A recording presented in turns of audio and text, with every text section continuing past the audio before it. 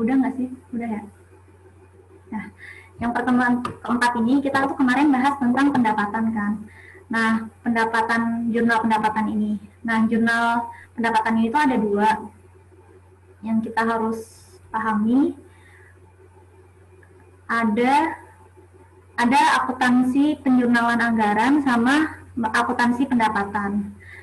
Nah, penjurnalan anggaran ini atau akuntansi anggaran ini dia itu dengan single entry, jadi nanti bakal masuk langsung ke LRA. Nah, untuk yang saat diterima, jadi ada jurnalnya tuh gini, saat diterima UU APBN atau APBNP, ini jurnalnya estimasi pendapatan, misalnya pajak, PNBP atau hibah itu nanti dicatat langsung di sini. Ini tuh udah perkiraan gitu.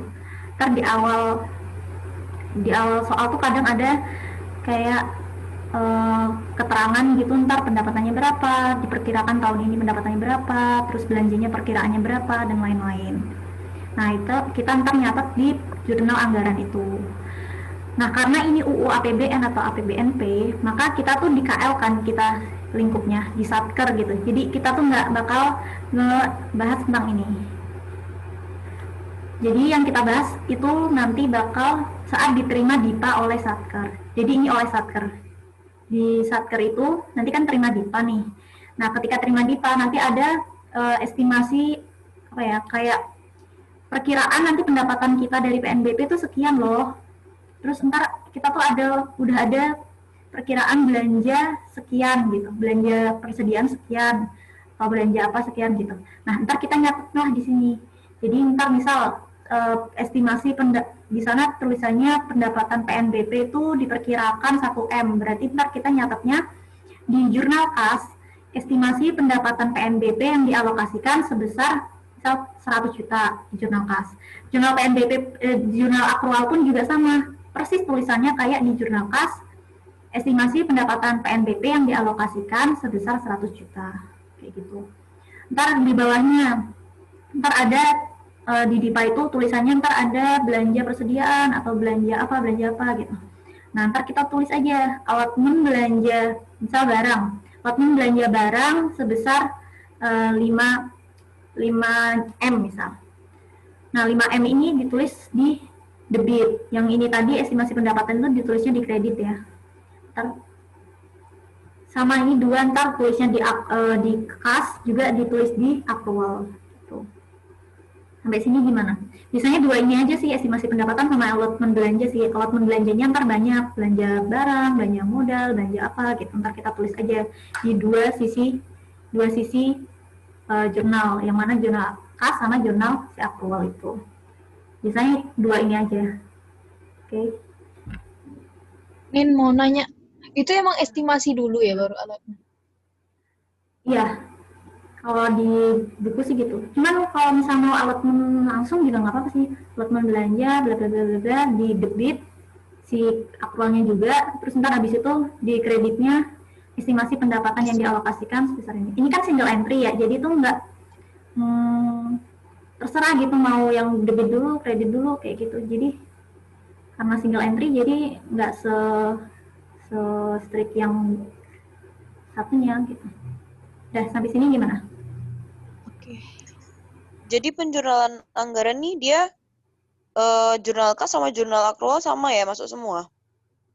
Maksudnya jurnal anggaran itu dia single entry, iya jurnal kas sama jurnal akrual sama-sama, benar-benar. Dimasukinnya sama, bentuknya sama, formatnya sama. Nilainya pun sama. Itu pokoknya kalau misal di ujian itu jadi poin bonus lah, jangan sampai kelewat itunya, jurnal anggarannya itu. Oke.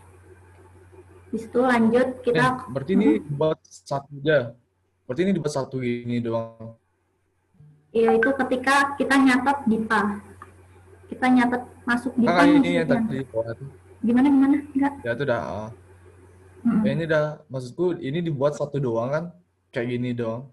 Maksudnya nggak sama kayak misalnya kita dapat belanja itu kan ada akrual sama kasnya, kita buat dua di buku kas sama buku akrual gitu. Kalau ini cuma satu gini gitu kan? Enggak, dua-duanya nggak sih? Dua-duanya. Jadi tadi kas sama si akrual. Oh, kita buat juga Formatnya gitu, sama. kan semua buku. Oh, Formatnya sama, nominalnya sama, bentuknya sama, tulisannya sama. Karena dia single entry. Udah ya, lanjut ya. Habis itu kita masuk ke akuntansi pendapatan. Nah, akuntansi pendapatan ini dibagi jadi dua. Jadi dia melalui piutang atau melalui surat ketetapan. Cirinya udah ada surat ketetapannya. Which is kalau piutang itu berarti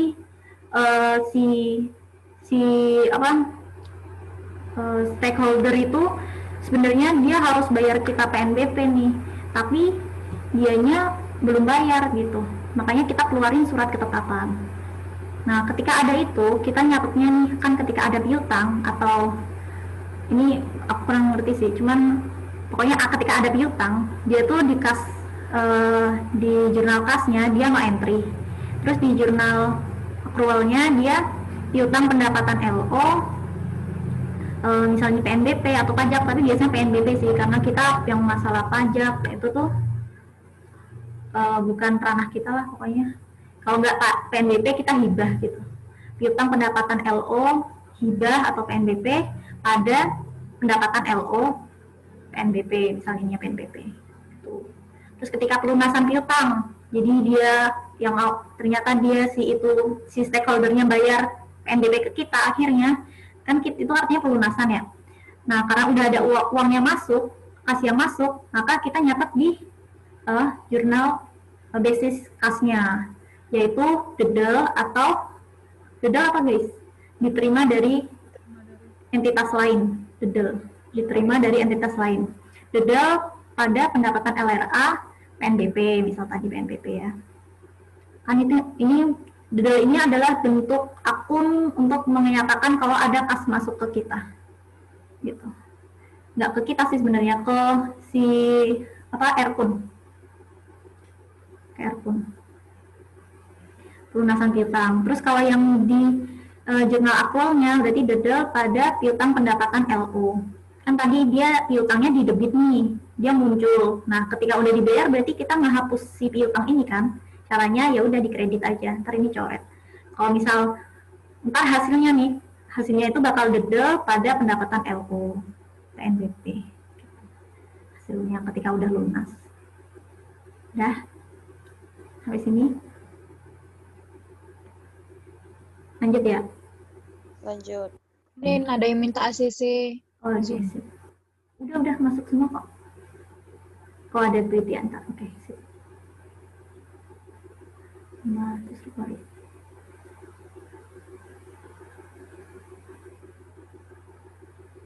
Lanjut. Tadi kan yang melalui piutang, melalui surat ketetapan. Cirinya ada surat ketetapannya gitu. Terus selanjutnya itu ada yang tanpa piutang. Artinya apa? Artinya nggak pakai utang. Si stakeholder langsung ngasih ke kita PNBP-nya gitu tanpa ngutang dulu. Nah, kondisinya itu ketika si stakeholder itu dia langsung kirim ke Erpun, maka kita catatnya dedel pada PNBP. Terus ini pada jurnal kasnya ya. Kalau jurnal accrualnya dedel pada PNBP sama sih. Jadi ada uang masuk, ya udah kita akuin sebagai PNBP. Gitu. Selanjutnya ketika diterima di bendahara, jadi bukan diterima disetor langsung ke Erpun, tapi diterimanya ke bendahara dulu nih. Nah di kasnya dia tuh nggak dicatat. Karena apa? Karena kalau di jurnal kas itu, basis kas itu dicatat ketika udah terrealisasi di Erpun, jadi Erpunnya udah nerima gitu. Kan karena ini diterimanya di bendahara, jadi belum dicatat. Jadi si Erpun belum nerima gitu loh. Makanya dia no entry di sini. Terus di jurnal accrualnya dia tuh kas di bendahara, penerimaan ya. Ini tuh kayaknya nggak ada itu deh. Bisa penerimaan, bisa pengeluaran. Kalau di PPT, kalau dia PNBP-nya umum, dia diterimanya di bendahara pengeluaran. Kalau PNBP-nya khusus, dia diterimanya di bendahara penerimaan. Gitu. Tapi kayaknya di aturan baru yang 2019 nggak ada itu deh, pembeda deh. Nggak ada maksudnya umum atau khusus gitu. Cuman kalau kita ngikut PPT aja biar clear gitu. Kalau PNBP-nya umum, dia di bendahara pengeluaran. Kalau PNBP-nya khusus, dia di bendahara penerimaan. Pada apa? Pada PNBP LO.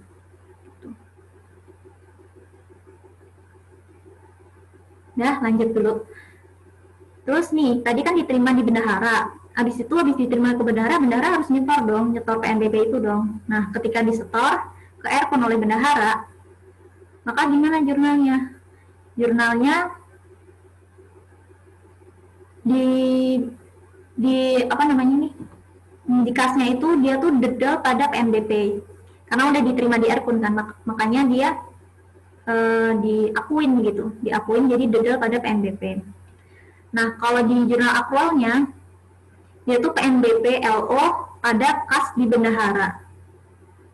Habis itu dedel pada PNBP. Jadi dia kalau yang di PMK terbaru ini, dia tuh harus menghapus ini dulu, dihapus ini dulu, akunnya ini dihapus semua. Habis itu baru diakuin. Itu kalau peraturan terbaru kayak gitu.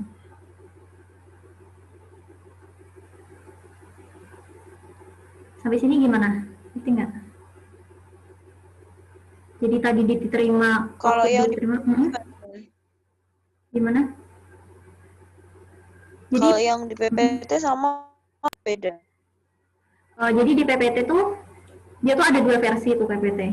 Ada versi yang atas tuh kayak gitu. Nah, versi yang bawah pol itu yang ada slide tambahan itu tabel warna kuning gitu. Nah, itu pakai aturan baru. Nah, aturan barunya kayak gini gitu. Jadi PNBP strip LO ini dia tuh sebagai akun akun sementara gitu. Akun sementara. Jadi ntar akhirnya juga bakal dihapus. Nah, yang akun beneran nih namanya PNBP aja nih, PNBP aja. Itu. Dedel pada PNBP ini ketika udah di store ke Aircon. Oke. Nah. Jadi ketika nanti di store ke Aircon kita ngejurnalnya 2 ya. Dua ini. Si ini buat menghapus diterima di bendahara sama ini, sama kita ngakuin dedel pada PNBP gitu. Itu berarti yang di PPT itu ini ya, masih salah ya berarti, versi lama nggak ya? Iya. Iya nggak? Iya, masih lama. Tapi sebenarnya kalau di PPT kalian lihat di slide akhir-akhir itu ada yang warnanya oranye, nah itu baru dari PMK yang terbaru. Gitu. Lanjut gimana? Apa ada lagi? Sampai sini gimana? Lanjut. Ya, udah ya. Jadi tadi kasih bendahara pada PNBP LO, habis itu dihapus, terus baru diakuin. Diakuinnya sama kayak ini, langsung ke Aircon, dedel pada PNBP, dedel pada PNBP, gitu. Oke. Lanjut. Habis itu pengembalian pendapatan apa nih? Pengurang TA tahun anggaran berjalan. Pengembalian pendapatan. Jadi ketika ada pengembalian nih PNBP-nya dikembaliin gitu. Bentar. Jadi ini tuh lebih masuk ke koreksi sih. Jadi nanti misal kasusnya tuh kayak gini. Saya ada stakeholder dan bayar PNBP, tapi ternyata PNBP-nya tuh kelebihan gitu. Jadi kita kan harus balikin ke dia ya. Ya kan? Harus balikin ke dia PNBP-nya karena kelebihan itu. Nah, balikinnya jurnalnya gimana? Berarti pendapatan LO terus dekel gitu. Dekel itu artinya akun untuk mengatakan bahwa ada kas keluar dari Aircon. Jadi pendapatannya kita hapus, kita nggak hapus sih, sebenarnya kayak dikurangin gitu, pendapatan LO kita dikurangin, terus sisi kreditnya dekel. Nah, kalau yang dari sisi LRA, dari sisi kas, dia tuh pendapatan LRA-nya di debit, dekalnya di kredit. Gitu. Artinya apa? Dia pendapatan kan normalnya di kredit ya, pendapatannya. Ini kan PNBP pendapatan nih, bentuk pendapatan. Dia kan normalnya di kredit. Berarti kalau di kredit dia nambah tuh PNBP pendapatannya. Nah, ketika pendapatannya di debit, berarti dia bentuknya mengurangin pendapatan. Kita ngembaliin pendapatan kita. Ini pada tahun anggaran berjalan. Ketika, ya kayak gitu. Pendapatannya bisa macam-macam, bisa PNBP, pajak, atau potongan SPM yang lebih, kayak gitu. Pokoknya ngurangin pendapatan deh intinya. Terus ada lagi pengembalian pendapatan dibebankan pada SAL.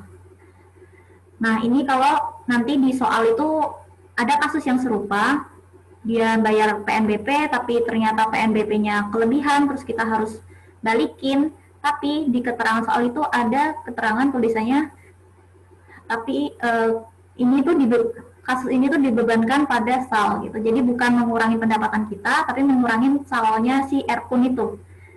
Nah, kita nanti jurnalnya gimana? No entry gitu. Karena nggak mempengaruhi punya kita pendapatan dari yang kita akuin gitu. Ngerti nggak? Nah, sampai sini gimana?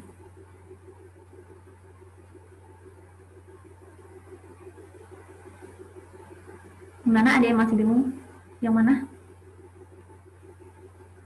Gimana tadi pengembalian pendapatan SAL itu? Yang SAL. Yang SAL apa yang atasnya dulu? Yang SAL. Yang SAL itu kasusnya sama. Jadi ketika si stakeholder itu ngebayar PNBP, tapi ternyata PNBP-nya itu kelebihan, terus kita kan harus balikin nih kelebihan PNBP itu. Nah, dalam kasus ini, ntar ada keterangan tuh pengembalian PNBP ini dibebankan pada SAL gitu. Jadi dari sisi kita yang satker, kita tuh bakal no entry. Karena apa? Karena pendapatan kita tuh nggak terpengaruh. Karena dibebankannya kan pada SAL kan. Maksudnya yang berkurang tuh nanti SAL-nya gitu, bukan pendapatan yang udah kita akuin gitu. Makanya kita jurnalnya no entry gitu. SAL itu ada di Erpun, ada di BUM, bukan urusan kita yang KL. Saldo anggaran lebih, iya nggak sih? Sisa apa saldo? Ya itulah. Gitu. Gimana? Lanjut. Ya, kata kuncinya pokoknya SAL, berarti no entry. Oke. Selanjutnya, nah ini kasus ketika PNBP pada akhir tahun tidak disetor. Ketika di akhir tahun, terus belum disetor PNBP-nya, kan tadi ada nih disetor di Erpun, langsung disetor ke Erpun oleh bendahara. Nah, dalam posisi si bendahara itu sampai akhir tahun belum nyetor, maka jurnalnya gimana? Jurnalnya itu di kas, kita tuh ngakuin dedel pada pendapatan LRA PNBP. Diakuin kas masuk deh gitu. Walaupun itu masih diterima di bendahara, masih uangnya tertahan di bendahara. Tapi karena ada kriteria PSAP atau apa gitu, pokoknya di PPT itu ada ntar. Karena dia itu pendapatannya pada akhir tahun itu masuk kriteria si kriteria itu, maka dia tuh dianggap sebagai pendapatan gitu. Karena ya itu kriteria di akhir. Pokoknya ada deh kriteria apa gitu, pokoknya intinya gini deh, di kas dia diakuin sebagai pendapatan LRA, tapi di akrual nggak diakuin, karena kan gimana ya, si akrual ini tuh dia real banget gitu, dia tuh karena masih ada kas di bendahara, maka ya udah dia nggak bakal ngakuin itu, nggak bakal ngakuin itu keluar gitu. Nah, makanya no entry. Terus kalau yang ini dia tuh pada akhir tahun ya udah deh akuin aja. Jadi dedel pada pendapatan LRA. Karena apa? Karena termasuk kriteria sebagai pendapatan di PSAP berapa kita atau apa gitu. Pendapatnya gitu. Di akhir tahun tapi nggak di store, maka kita nyatetnya di kasnya dedel pada pendapatan LRA, PNBP, sedangkan akrualnya kita catatnya no entry. Lanjut guys. Lanjut. Di situ hibah langsung. Bentar. Oke. Si hibah langsung ini, dia tuh ada dua ya hibah ya. Hibah tunai atau hibah barang jasa. Ketika hibah tunai ini diterima hibah tunai oleh BPN atau bendahara pengeluaran atau bendahara penerimaan. Diterima nih, ada hibah masuk gitu secara tunai. Uniknya kalau hibah ini di jurnal kas itu dia nggak dicatat gitu, no entry. Kenapa? Karena belum tahu. Lo tanyain deh, ini kenapa no entry gitu? Tapi di aturannya tuh no entry gitu. Terus aturan terbarunya tuh no entry. Terus lanjut, kalau di aktualnya dia baru dicatat kas lainnya di KL. Kas lainnya di KL dari hibah yang belum disahkan pada hibah langsung yang belum disahkan. Jadi ada kas masuk dari KL, di mana itu kasnya itu adalah merupakan hibah langsung yang belum disahkan kepada ada hibah langsung yang belum disahkan. Intinya ini kas lainnya deh, kas lainnya ada hibah langsung yang belum disahkan. Gimana? Nah, hibah itu nggak langsung diterima ya, makanya no entry ya. Ini hibah langsung sih, hibah langsung tuh langsung diterima sih sebenarnya.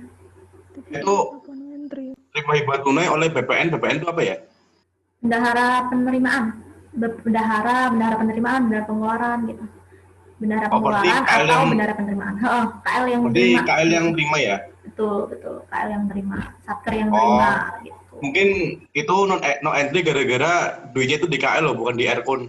Benar. Kan tadi bilangnya kan Benar, kalau Bang. kas tuh yang detail tuh bilangnya kalau masuk Iya, Aircon, benar. yang detail. Itu kan nggak masuk Aircon, tapi di rekeningnya KL mungkin. Ya benar. Kayak gitu. Ya benar. Guys, mau memastikan berarti kalau misalnya yang masuk jurnal kas tuh yang masuk ke Aircon doang ya? Apa enggak? Kecuali Hah? yang Di PPT ada sih. transaksi Iya, akhir kalau tahun. kecuali apa? Kecuali transaksi akhir tahun. Nih. Oh, itu berlaku buat semuanya itu. Sejauh ini sih aku dapatnya gitu sih. Sejauh baru belajar sejauh ini kayak gitu sih biasanya. Karena belum diterima di Airpun, jadi belum diakuin. Gitu. Masih. Oke. Lanjut ya. Nah ini kan terima hibah nih, yang belum disahkan. Habis itu kita masuk ke step pengesahan hibah tunai. Ketika terjadi pengesahan, di jurnal kasnya no entry. Di jurnal accrualnya, ini dihapus hibah langsung yang belum disahkan, pada kas lainnya di KL dari hibah yang belum disahkan, dihapus nih, coret. Berdua kan coret kan. Ini sama ini coret, habis itu baru di entry ulang. Kas lainnya dari kas lainnya di KL dari hibah pada pengesahan hibah langsung. Gitu. Muncul dua akun ini. Yang ini udah selesai. Yang baru ya. Ya aturan terbaru tuh kayak gitu. Jadi dihapus dulu semua, habis itu baru masuk akun lagi. Tuh. Udah, habis ini lanjut. Nah, tadi kan ini hibah tunai ya. Terus kita lanjut ke hibah barang dan jasa. Hibah barang dan jasa itu ketika kita terima hibah barang dan jasa, barang atau jasa, dia tuh di jurnal kasnya tuh no entry. Ntar abis itu di sisi akrualnya, dia tuh nulis nih ada persediaan atau mungkin hibahnya tuh piutang dan lain-lain deh, ada aset tetap atau apa. Nah, itu pada hibah yang belum disahkan. Tapi aku bingung sih, ini belum diregister semua atau gimana? Yang maksudnya yang aset tetap ini belum diregister atau gimana ya? Atau memang udah ini aja ya? Cuma yang kemarin itu ini aja sih. Ntar perlu ditanyain juga sih maksudnya. Oh, kok dia kan terima hibah ya, barang atau jasa, kok dia jurnalnya malah beban jasa ya?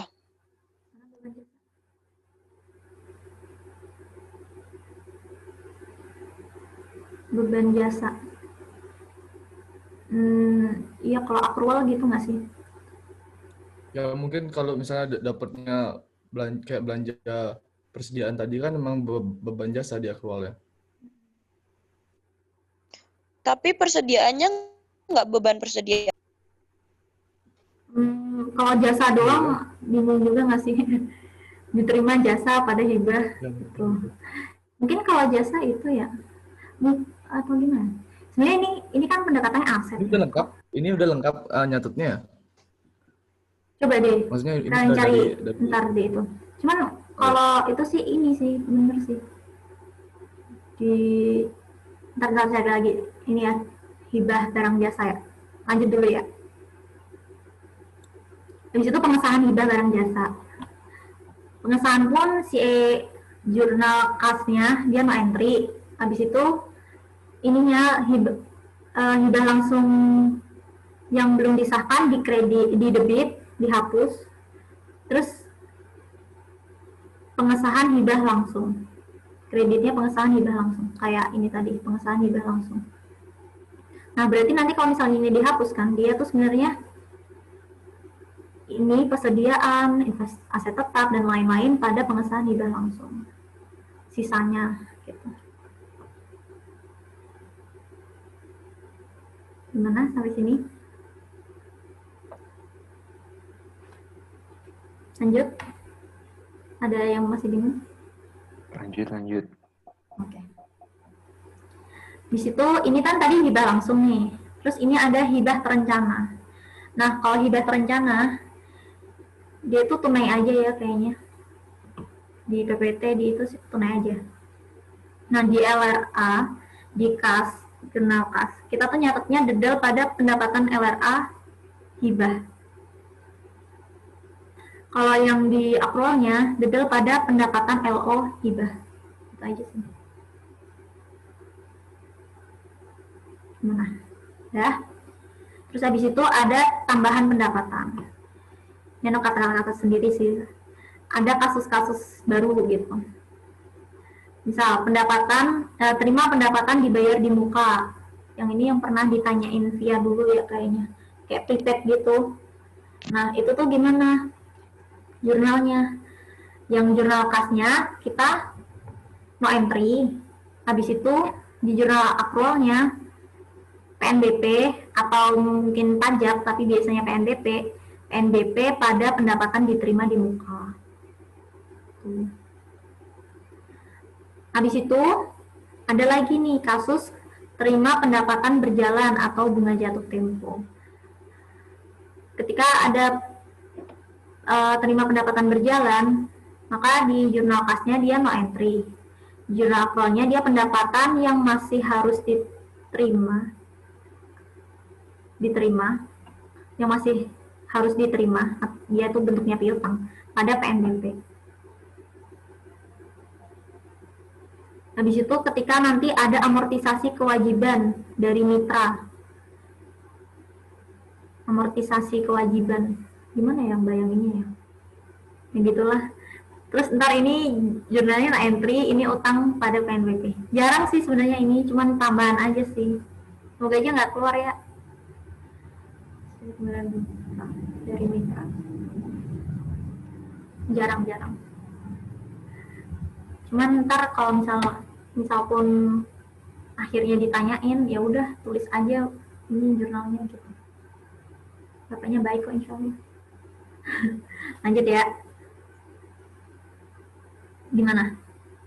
Nanti aja deh, lanjut dulu. Terus koreksi pembukuan. Nah, koreksi pembukuan itu ada koreksi pengembalian belanja.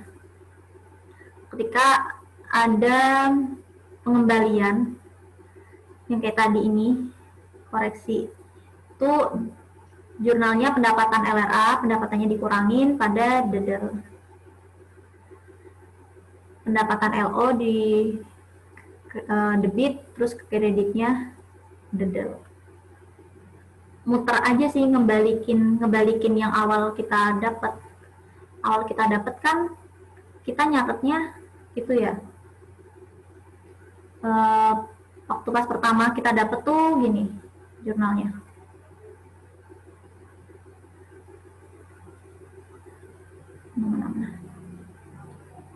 Nih, jurnalnya ketika kita dapat tuh kas di bendahara pada PNBP-LO. Judul pada PNBP. Terus habis itu kita koreksi nih. Ya udah dibalik aja, pendapatan LRA dikurangin, terus debitnya dedel. Ini antara dedel apa dekel deh. Cuman kayaknya ntar ditambahin lagi deh. Coba aku cari lagi. Kalau di PPT gimana ya? Ada yang sambil buka PPT nggak? Lagi enggak deh. Oh yaudah, lanjut dulu deh. Koreksi kekurangan pendapatan atau kurang bayar. Ini jurnalnya yang kasnya no entry, terus piutang pendapatannya di debit, pendapatan LO-nya di kredit. Koreksi kekurangan pendapatan atau kurang bayar. Berarti si sana itu ya, si stakeholder itu ceritanya mau bayar kita PNBP, tapi ternyata yang dibayar tuh ke sedikitan gitu, kurang bayar. Makanya kita anggapnya sebagai piutang pendapatan pada pendapatan LO. Kita nganggap, oh itu ntar bakal calon pendapatan kita, tapi udah kita anggap sebagai pendapatan. Tapi di debitnya piutang. Oke. Lanjut. Penyesuaian.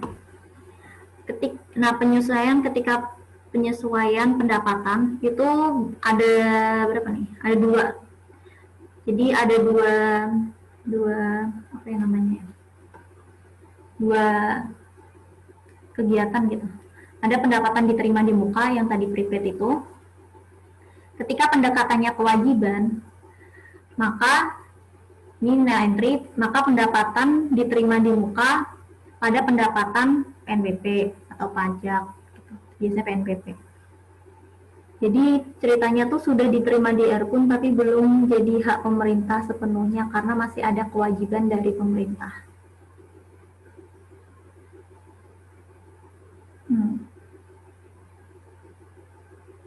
Oh, jadi sebenarnya pendapatan diterima di muka ini udah paham belum? Jadi dia tuh ceritanya tuh gini, si stakeholder dia tuh ngasih uang ke kita, tapi kita tuh belum ngasih layanan ke stakeholder itu. Makanya kita anggap dia sebagai ini, utang nih sebenarnya tuh. Pendapatan diterima di muka pada pendapatan PNBP. Terus habis itu pendekatan. Kalau pendekatannya pendapatan, maka kita nyatetnya tuh pendapatan pada pendapatan diterima di muka. Kebalikannya. Sampai sini gimana? Ini berarti itu saling mengeliminasi ya? Ini tuh kita harus ngambil salah satu, nggak boleh kita ambil dua-duanya. Salah satu kita mau pakai pendekatan yang mana gitu. Kita mau pakai pendekatan si kewajiban atau pendekatan pendapatan. Tunggu. Kita lihat yang pertama-tamanya gimana ceritanya. Terima pembayaran dibayar di muka. PNBP pada pendapatan diterima di muka. Kita akuin PNBP masuk. Kewajiban tuh normalnya di mana? Di kredit ya? Ya nggak sih? Misalnya 100 ya? 100. Iya, di kredit. Terus ketika kita tadi jurnalnya kayak gitu, berarti ntar ketika kita udah sepanjang perjalanan, sepanjang tahun itu kita udah nyelesain separohnya nih, misal tadi 100 kita akuin, terus kita selama setahun kita udah nyelesain setengahnya. Nah, penyesuaiannya gimana? Berarti pendapatan dibayar di muka pada pendapatan PNBP sebesar 50 gitu. Artinya udah di PNBP-nya kita itu udah diakuin gitu pendapatan sebagai pendapatan PNBP, udah diakuin. Kalau yang ini tadi untuk menghapus itunya sisanya gitu, menghapus tadi yang ini utang kita. Jadi utang kita dihapus separuh, terus kita akuinnya sebagai pendapatan PNBP. Tuh. Gimana? Jadi kan kewajiban itu kan kewajiban kan tadi dikredit kan. Nah, ketika penyesuaian kita udah ngelunasin layanan kita setengahnya, maka ya udah kita hapus utang kita separuh sebesar itu separuhnya 50 gitu. Terus kita akuin pendapatan 50. Biasanya sih pendekatannya kewajiban ya. Kalau pendekatannya pendapatan berarti dari awal kita nyatet tuh udah beda, udah bukan ini lagi, udah bukan PNBP pada ini, dibalik aja ini berarti ntar. Kalau pendekatannya pendapatan ya. Jadi udah diakuin dulu sebagai pendapatan di awal. Habis itu ntar penyesuaiannya barulah kita ituin di balik pendapatannya di sini, si pendapatan diterima di mukanya dikredit. Tapi biasanya normalnya ini sih pendekatan kewajiban ini sih. Gimana? Berarti kalau misalnya pakai pendekatan pendapatan, tadi yang atasnya dibalik ya? Pendapatan, ini ganti. Ini bukan ini jurnalnya. Berarti itu apa? Pendekatan pada PNBP. Oh. Okay. Kalau mau tambahin aja pendapatan PNBP gitu, biar sama kayak tadi jurnal penyesuaiannya. Pendapatan PNBP, gitu, biar sama. Udah. Terus lanjut. Anin. Gimana? Untuk jurnal penyesuaian ini berarti untuk sekali aja kan berarti di akhir di akhir tahun 31 Desember. Oke.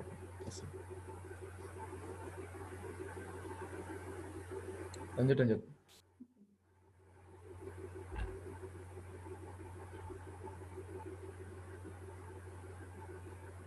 Ya. Habis itu ada pendapatan masih harus diterima. Jadi dia itu sudah jadi hak pemerintah, tapi belum ada itu aku bisa apa sih?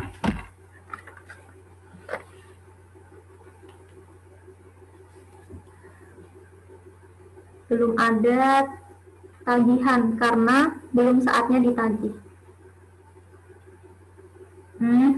Jadi nih misal kayak kita udah ngelakuin pelayanan, tapi belum keluar surat ketetapannya, maka kita ngakuinnya sebagai pendapatan yang masih harus diterima pada pendapatan PNBP.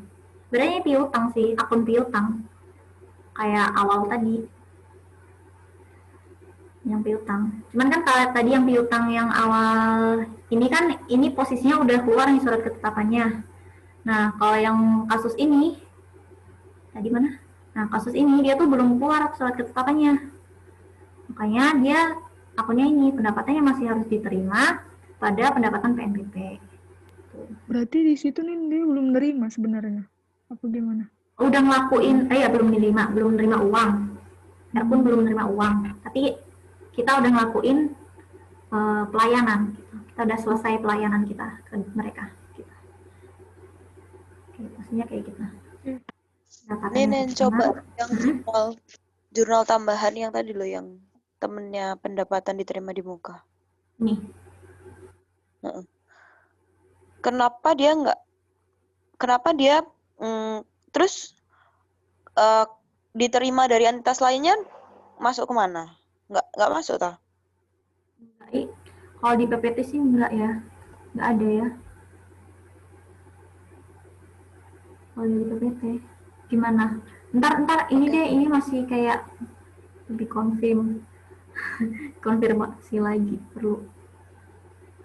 Terus ini yang pasti nih. Pendapatan PNBP sama diterima dari entitas lain tuh sama nggak sih sebenarnya? Apa beda? Beda. Oh, beda. Terima dari entitas lain tuh ibaratnya kayak kas gitu. Ini apa? Kalau dari pengakun kita dulu tuh kas. Terus kalau yang tadi pendapatan PNBP itu akun pendapatan kalau kita waktu di pengakun. Jadi akun pendapatan itu kan normalnya di kredit ya. Kas normalnya di debit. Debit. Gitu. Jadi beda. Betul, tadi dedel pada pendapatan PNBP. Nah, terus lanjut kita ke pajak. Nah, di pajak ini dia tuh ada dua situasi. Yang pertama bendahara memotong dan memungut sama bendahara menyetor. Ketika bendahara memotong sama memungut, dia tuh jurnalnya no entry ya di sisi kas. Kenapa? Karena yang nyatet itu KTP sebenarnya. Kita tuh cuma nyatet ini di sini. Nyatet di akrualnya aja. Ketika kita memotong dan memungut, maka jurnal yang kita catat tuh kas lainnya di bendahara pengeluaran pada utang pajak yang belum disetor. Ya, nah ketika udah disetor, balik aja utang pajak yang belum disetor pada kas lainnya di bendahara pengeluaran. Jadi ada kas masuk di bendahara pengeluaran, kita anggap sebagai utang pajak yang belum disetor. Habis itu utang pajak yang belum disetornya dihapus, kas lainnya di bendahara pengeluarannya dikeluarin. Kita keluar kita. Ada kas keluar. Nah, lanjut ya. Kas lainnya. Udah? Lanjut. Koreksi pendapatan itu yang tadi sih kayak ada yang lebih apa. Nah, ketika PNBP-nya itu misal kelebihan atau kekurangan, dibalik aja. Pertamanya misal kita tadi apa pendapatan kalau PNBP diterima di kita. Apa guys? Ya itulah pokoknya ntar dibalik gitu. Terus abis itu kalau yang tahun anggaran yang lalu, itu nanti jurnalnya belanja lainnya lain pada dekel. Ketika tahun anggaran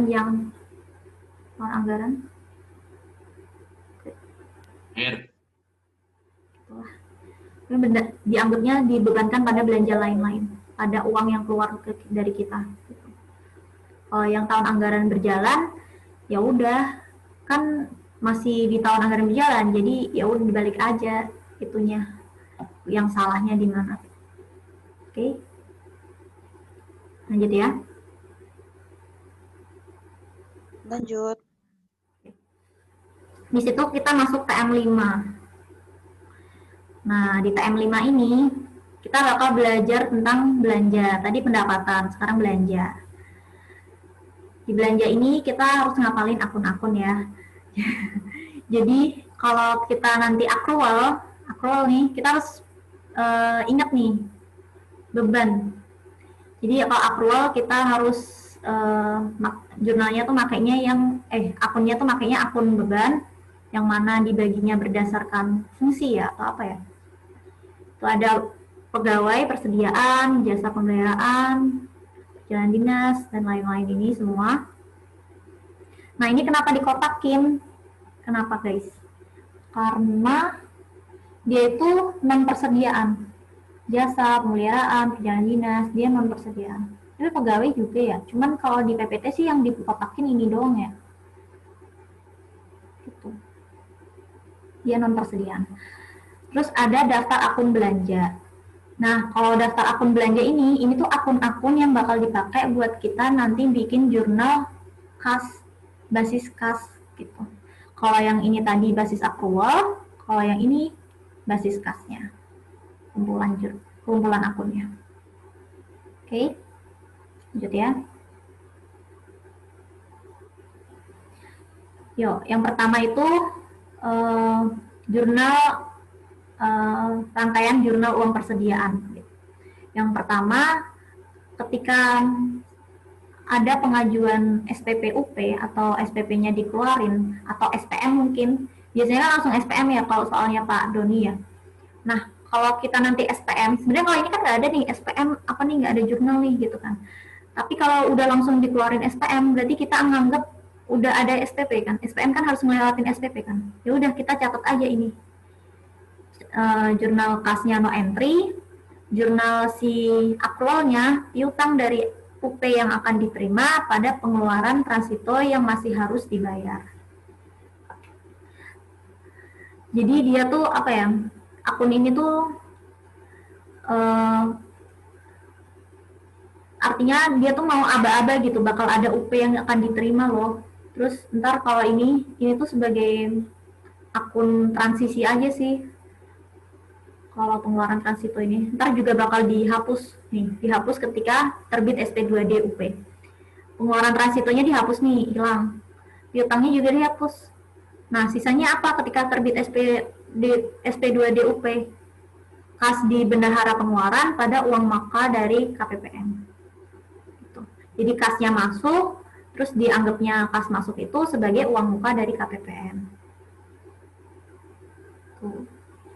Sampai sini gimana?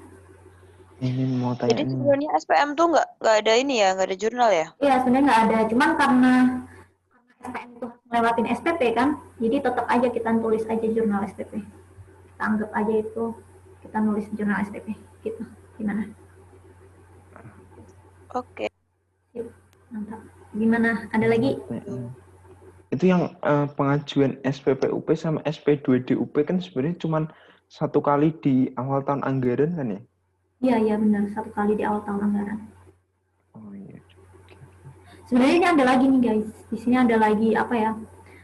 Tapi jadi sebenarnya pengajuan SPPUP ini kalau dari PMK 212 itu ada lagi di sini. Tapi apa? Tapi dua jurnal itu kalau dicoret-coret jadinya ini.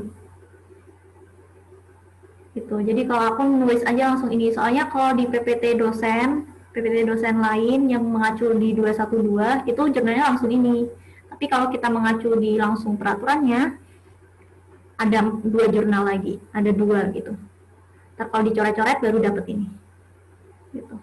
Nah, ntar kalau kalian nemuin juga ya itu perbedaannya tadi. Nah, habis itu ketika SP2D terbit, ya udah jurnal SPP ini dihapus, diganti sama kas di bendahara pengeluaran sama uang muka dari KPPN. Nah, gimana? Kasnya masuk, diakuinya sebagai uang muka dari KPPN.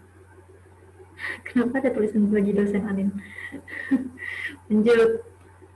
Nah, ketika ada belanja dengan UP. Belanja dengan UP itu ada dua. Ketika nanti kita lihat nih, ada transaksi kan, udah dapat UP, terus ada transaksi, belanja. Nah, kita harus klasifikasiin dulu nih, dia tuh belanja persediaan atau enggak. Kalau dia belanjanya non persediaan, atau enggak menghasilkan barang yang bakal ditampung di satker kita, alias langsung habis gitu aja, misal kayak tadi itu, yang dikotakin, jasa, pemeliharaan, perjalanan dinas, itu tuh dianggap sebagai non persediaan. Nah, kan dicatatnya gimana kalau non persediaan? Catatnya tuh no entry di kas sama no entry di accrual. Terus kalau ternyata si bendaharanya tuh beli apa ya, kayak ATK atau beli kulkas atau beli komputer, itu sebenarnya nggak persediaan sih, modal juga termasuk. Nah, itu tuh perlu diregister, perlu dianggap gitu. Nah, jurnalnya apa? Jurnalnya tuh kalau di kasnya no entry, di accrualnya itu persediaan yang belum diregister pada utang yang belum diterima tagihannya. Atau langsung kita singkat aja, persediaan YDDR pada utang YDDT. Gitu.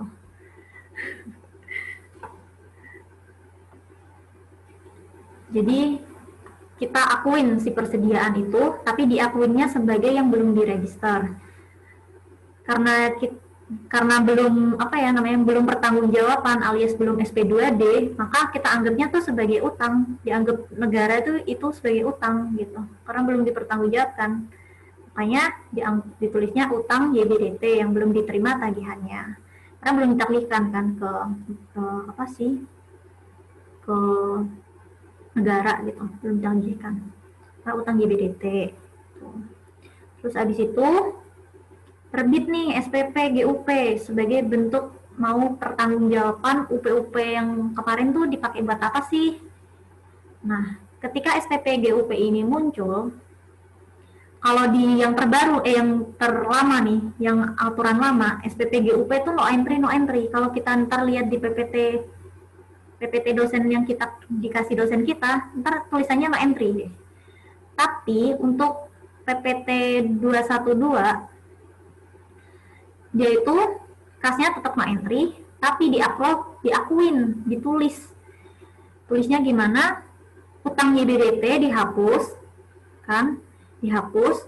Terus ada muncul akun baru namanya belanja yang masih harus dibayar atau YMHD sebenarnya kalau singkat. Jadi utang YBDT dihapus jadi belanja yang harus dibayar. Habis itu, kita mengurus tentang utangnya ini, kita ngurus lagi. Kalau ini menghasilkan aset ya. Kalau ini menghasilkan aset, kalau ini untuk menghasilkan belanja biasa. Kalau belanja biasa, dia tuh beban bla bla bla, misal beban perjalanan dinas, beban apa lagi? Beban yang tadi non persediaan ini, yang waktu transaksi kita nggak catat. Tapi ketika SPP GUP ini kita catat sebagai beban non persediaan apapun kita tulis nih di sini, misal tadi apa, perjalanan dinas, jasa, pemeliharaan atau apa gitu, pada belanja yang masih harus dibayar. Jadi ini dua yang berbeda ya, bukan langsung ini sama ini ditulis gitu, bukan, tapi kalau ini yang hasilkan aset, kalau yang ini yang nggak hasilkan aset atau nggak menghasilkan persediaan. Tuh. Belanja biasa gitu. Mana? Sampai sini gimana? Biasanya ini aja sih. Gimana? Kalau yang belanja dengan UP yang ada persediaan itu ya, contohnya lagi kayak ATK itu. Iya, itu ada persediaan tuh ATK. Kalau laptop juga? Iya, persediaan. Itu persediaan, modal, pokoknya yang barang berwujud, yang di akunnya 1 tahun lah minimal. Itu nggak langsung habis pakai gitu. Nah, itu dianggap persediaan. Berarti Yang di sini. Belanja persediaan itu berarti mau belanja bareng atau belanja modal terserah ya? Yang ada persediaan itu. Iya, terserah. Benar. Ini mencakup modal, mencakup persediaan barang yang persediaan gitu. Ya. Oke. Nah, ntar kalau dia belanja persediaan, berarti ketika SPP kita nyatetnya yang ini. Kalau ternyata dia belanjanya si non persediaan, kita waktu SPP nyatetnya sebagai di sini. Ini yang ini, beban apa pada belanja yang masih harus dibayar. Tuh. Mana? Ada lagi? Kalau misalkan ini kita tahu kan, dia ada waktu belanja dicatat dia persediaan yang belum diregister ke utang yang belum ditagihkan, belum diterima tagihannya. Nah, kalau misalnya kita nggak dikasih tahu tuh kalau waktu belanja dia dicatat, terus waktu ada SPP GUP kita catatnya utang yang belum ditagihkan pada belanja yang masih harus dibayar, apa persediaan yang belum diregister ke belanja yang masih harus dibayar? Tadi gimana posisinya waktu belanja belum dicatat? Enggak, posisinya tuh kita nggak tahu belanja tuh udah dicatat apa belum. Kan biasanya kalau bapaknya tuh ngasih pertanyaan tuh kayak langsung ada ini, kita beli kayak tadi, kita beli laptop atau kita urutin aja sih gitu kalau kan. aku. Gimana? Jadi kalau urutin aja, misal pertanyaannya keluar SPP GUP belanja ATK, caranya gimana gitu. Nah, kita nyatetnya ini dulu. Kan waktu mau SPP GUP belanja ATK itu pasti kita ngelakuin belanja dulu kan. Nah, ya udah kita runtutin aja belanja persediaan ya. Pokoknya jangan ujuk-ujuk langsung ini gitu. Soalnya kalau kita langsung ini, kita munculin akun ini baru gitu. Jadi aneh bakalan nggak bisa ngehapus ini. Kan ini fungsinya utang di debit kan mau ngehapus ini kan. Mau ngehapus nih sebenarnya. Oke. Lanjut. Langsung 2 jurnal aja, langsung ditulis persediaan JBDR pada utang JBDT pada belanja yang harus dibayar.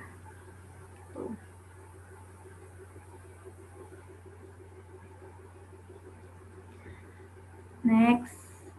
Terus abis terbit SPP nih, lanjutnya kan kita bakal terbit SP 2D GUP. Di mana enggak paham. Oh, oke. Terus terbit lanjutnya kan kita habis SPP GUP nih, langsung lanjut ke SP 2D GUP. Nah, ketika SP 2D GUP, si kas ini baru muncul nih. Kan tadi dia no entry mulu ya. Nah, munculnya si jurnal kas ini ketika SP 2D GUP. Jurnalnya gimana? Ini yang pakai lama ya. Ini yang lama, kalau yang ini baru di bawah ini. Ini yang baru. Jadi, ketika SP 2D GUP itu si kasnya itu belanja barang atau belanja modal atau belanja apapun deh yang hasil UP kemarin itu digunain, dicatat semua nih, rintip-rintip biasanya panjang banyak. Habis itu di kreditnya itu tulis dekel. Dekel apa guys? Diterima Ditagihkan. Ya, ditagihkan ke entitas lain. Ya. Tuh.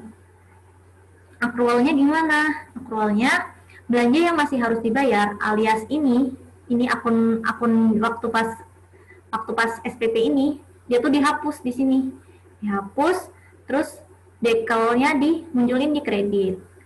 Ntar nanti hasilnya itu bakal tinggal persediaan YBDR pada dekel sebenarnya hasilnya nanti.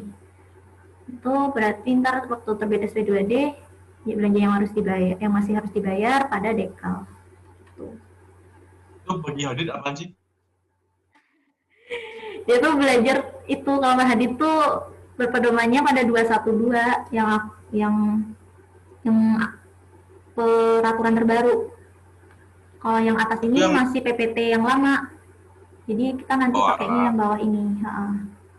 Gitu. Sama. Kalau tadi ditanyain waktu ditanya sama Pak Doni kan Pak Doni mengacunya kemana? Ke PPT atau ke 212? Terus Pak Doni bilang 212. Ya udah berarti kita langsung ke sini. Fokusnya ke peraturan terbaru aja. Jangan pusing sama PPT yang belum diupdate. Itu yang SP2D GUP.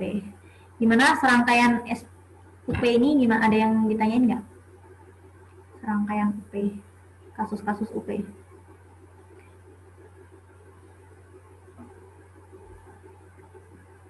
Masih ada sih sebenarnya di atas ini. Nah, terus muncul ada lagi nih di akhir tahun itu kan bakal ada SP2D GUP nihil. Nah, dia tuh dicatatnya gimana? Dicatatnya SP2D GUP nihil tuh kalau di LRA kita nyatetnya belanja apa-apa yang waktu Desember itu kita gunain pada dekel. Saja belanja barang, modal, yang pokoknya masuk di sini deh. Biasanya ini sih belanja. Oke, belanja modal nggak sih guys? Apa aset tetap ya kalau belanja ya? Kalau di kas.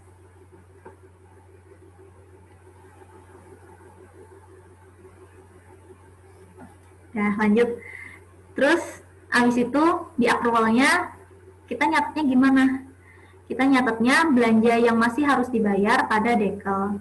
Sama sih kayak ini tadi. Kayak tadi yang SP2D ini, SP2D terbit SP2D GUP, kan belanja yang harus dibayar pada dekel. Nah, ketika SP2D GUP ini nihil sama. Belanja yang masih harus dibayar pada dekel. Tapi ada tambahan ketika SP2D GUP nihil, yaitu penyetoran sisa UP kita. Penyetorannya gimana? Kasnya kan keluar, jadi dikredit. Nah, kasnya ini tuh dari awal kita nganggapnya sebagai apa? Sebagai uang muka dari KPPN, makanya di debit. Gitu.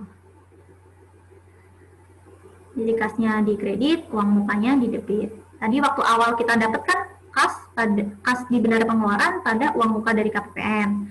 Nah, ketika disetor ya udah dibalik aja. uang muka dari PPWN pada kas di bendahara pengeluaran. Nah, gitu. Ini rangkaian UP ya. Nin mau tanya Nin. Gimana? Itu kan kalau SP2D GUP nihil itu emang pasti di akhir tahun nih? Ya, Cuman selalu di sekali akhir tahun. Sekali doang, di akhir tahun. 31 itu kalau Desember. semisal ada SP2D GUP nihil di akhir tahun, tapi dia nggak bilang nih kalau mau ada penyetoran sisa kembali UP. Nah itu tetap masukin akun yang uang muka dari KPPN pada kas di bendahara pengeluaran ya? Kalau kasusnya kayak gitu, gimana ya? Biasanya sih disetor ya, tapi bisa juga nggak di-store. Alasannya mungkin ada, ntar dikasih keterangan sih, mungkin nggak di-store atau lupa store atau lain, tapi biasanya langsung di-store. Terus misalkan nggak di-store itu mungkin gara-gara emang nggak, udah habis uangnya, nggak ada uang sisa gitu. Tapi bisa juga nggak di-store, memungkinkan gitu lah. Nah nanti kalau nggak di-store, dia tuh nanti ketika di laporannya, kasnya tuh, kas di bendahara pengeluaran tuh ada uang gitu, ada uang, ada nominalnya. Nah kalau ketika di-store, kas di bendahara pengeluaran tuh 0 gitu, bedanya di situ sih. Tapi memungkinkan nggak di-store, bisa aja nggak ditulis gitu. Cuman normalnya ya di-store. Kalau sepakat aja gitu, kalau misal di soal nggak diketahui di-store atau enggak, kalau Anin sih bakal nulis langsung di-store karena normalnya emang di-store gitu. Berarti kalau misalnya ada SP2D GUP nihil, itu berarti akunnya yang dipakai 4 ini langsung ya? Iya, langsung 4 ini normalnya. Terlepas nanti ada keterangan ada penyetoran sisa UP atau enggak? Kalau di soal Pak Doni tadi, iya kayaknya soalnya. Nah, kalau di soal Pak, kelihatan nggak? Nggak ya? Enggak Oke, ini kelihatan? kelihatan. Ya. Nah, kalau di soalnya Pak Doni tadi, dia tuh 2 Januari nih. Ada ini kan normalnya transaksi ini pada tahun 31, pada bulan Desember tanggal 31, dia ada penyetoran. Ini normal ya, normal. Nah, tapi Pak Doni bikin lagi kalau ternyata penyetorannya itu tanggal 2 2021. Artinya di 31 Desember kan dia nggak nyetor ya. Nah, posisinya gimana? Berarti pada neraca berapa nilai kas di bendahara? Berarti kasnya berarti 10 juta kan, masih sisa 10 juta kan, dia nggak disetor kan gitu kan artinya. Pokoknya ada kasus sih biasanya, nggak diketahui sih. Tuh, ada kasus ternyata nggak disetor. Nah, barulah kita nyatet kalau no entry. Di tanggal 31 Desember, kita nyatetnya no entry bagi penyetoran itu. Penyetoran itu no entry. Oke, sampai sini gimana? Terus ada lagi nih. Yang tadi itu apa, belanja yang masih harus dibayar, itu interpretasinya kayak mana yang pada dikel? Nggak nangkep aku. Yang ini, yang tadi, yang barusan. Iya, ini. Yang kayak gitu. SP2D.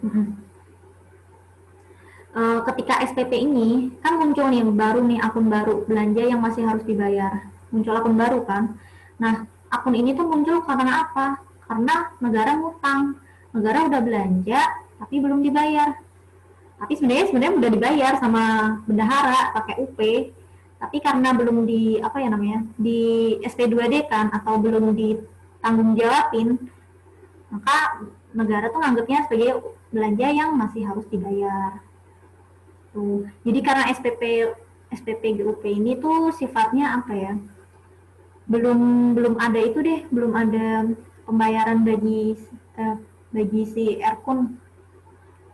Erkun nganggapnya belum bayar SPP GUP nihil. Karena bendahara tuh belanja kan waktu pas pakai uang 100 juta itu ya udah belanja aja, terserah apa aja. Nah itu kan nggak dikontrol sama, nggak diawasin oleh Erkun ya mau belanja apa. Yang penting kan waktu pas SP2D dia baru nyebutin nih apa aja. Nah barulah waktu itu Erkun tahu. Nah ketika SPP ini muncul, si Ervan itu nggak tahu, belum tahu gitu. Makanya dia dianggapnya belanja yang masih harus dibayar. Ketika ini baru dihapus belanja yang harus dibayarnya. Ini belum dianggap utang gitu. Karena SP2D, karena SPP belum keluar, belum pencairan dana.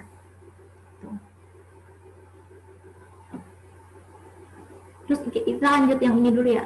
Ini. Nah, tadi ketika kita beli sesuatu, kita kan nyatetnya persediaan yang belum diregister, ya kan? Sampai sini, sampai akhir ini kan akhirnya pada jurnal-jurnalnya dicoretin nih semua. Tinggal akun persediaan YBDR yang belum diregister ini ada dekel. Nah, kan belum diregister. Suatu saat itu bakal diregister di SIMAK BMN. Nah, terus kita ngakuinnya gimana kalau udah diregister? Caranya persediaan YBDR, ini kurang R. Ini YBDR. Ini belum diregister. YBDR. Jadi persediaan yang belum diregisternya dihapus, diganti persediaan yang baru. Persediaan gitu dong. Nah, sampai sini gimana? Udah ya?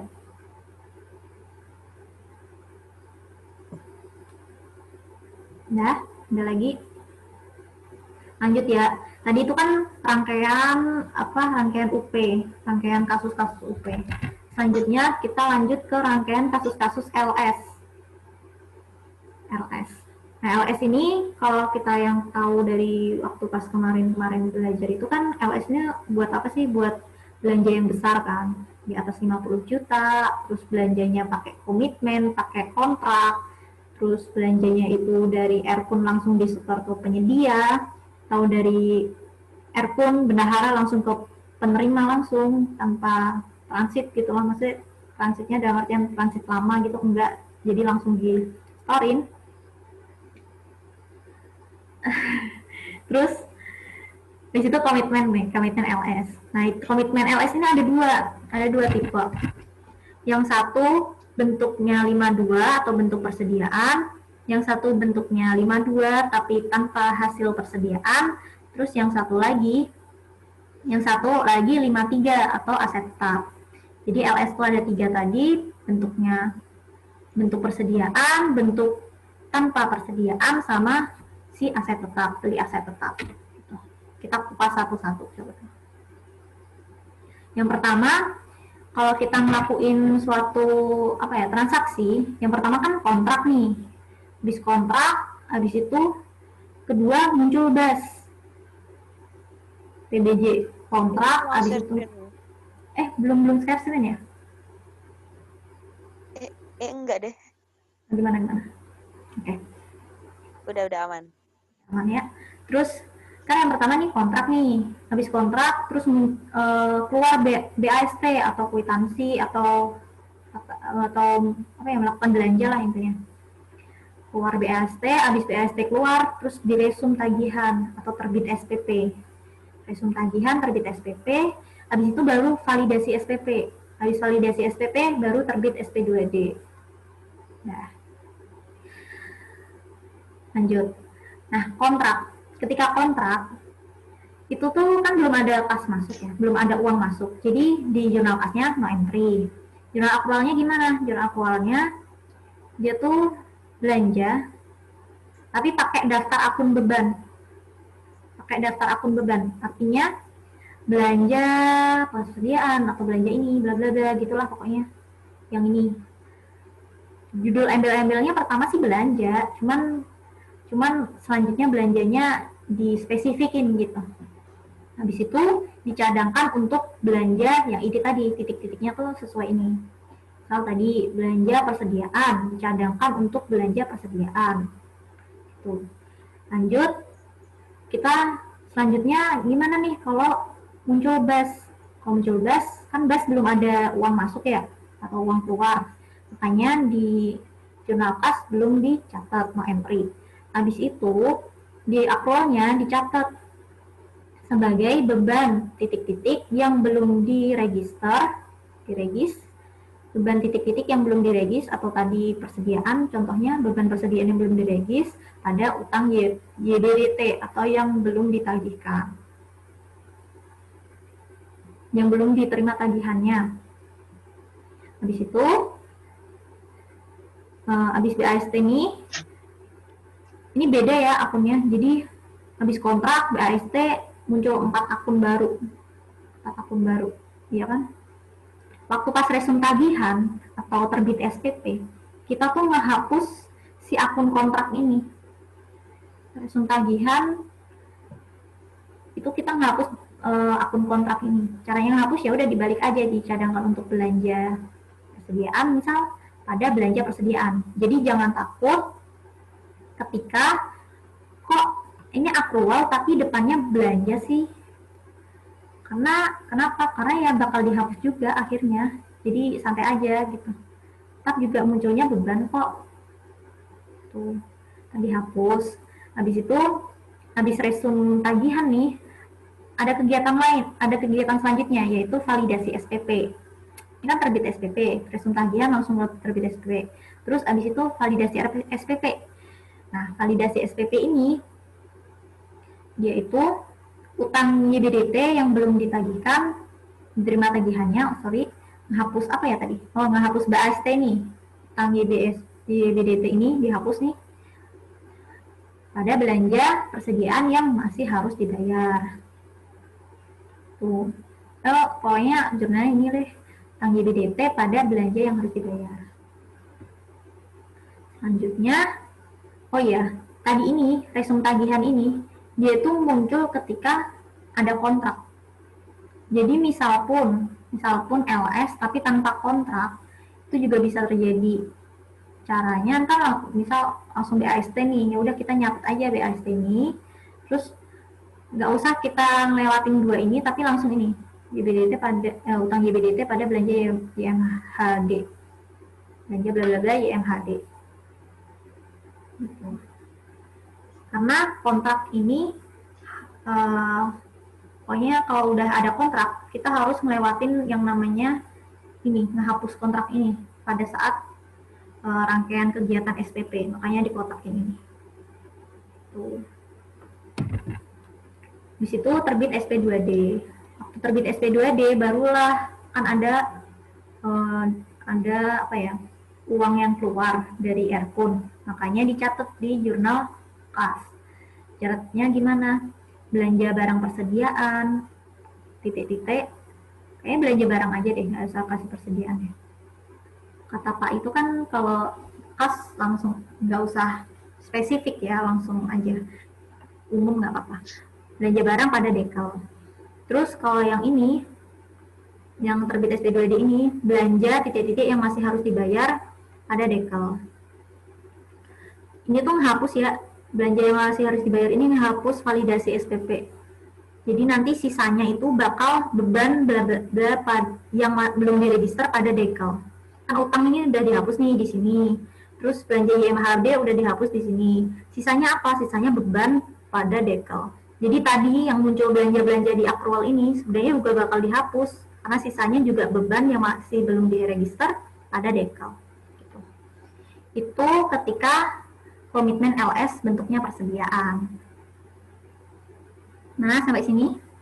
Ada yang mau ditanyain belum? Ini dong, gimana tadi yang bedain yang tanpa kontrak, pakai kontrak? Pakai kontrak sama enggak? Ntar itu aja, ntar diketahui kok. Misal nih. Nggak, maksudnya ininya penjurnalannya. Oh, penjurnalannya. Gini, penjurnalnya kontrak itu gimana tadi pertanyaannya? Yang kontrak, yang nggak pakai kontrak, pakai yang mana aja? Oh, kalau nggak pakai kontrak langsung ini BAST nih, langsung belanja nih, makanya ada garing miring belanja. Jadi langsung belanja nih tanpa kontrak. Ya udah beban bla bla bla yang masih belum diregister, utang YBDT, di situ validasi SPP, di utang YBDT dihapus, belanja yang masih harus dibayar. Habis itu terbit SP2D, belanja yang masih harus dibayar pada dekal. Udah 3 ini doang kalau nggak ada si kontrak. Dari BAST dulu ya? Iya, dari BST dulu ini 2, 3 sini, 3 ini, 4-nya baru ini.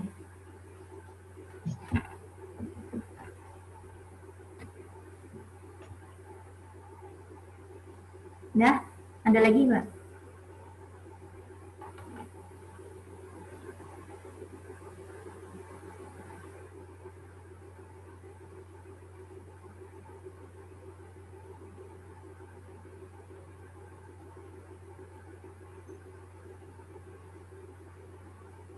Lanjut.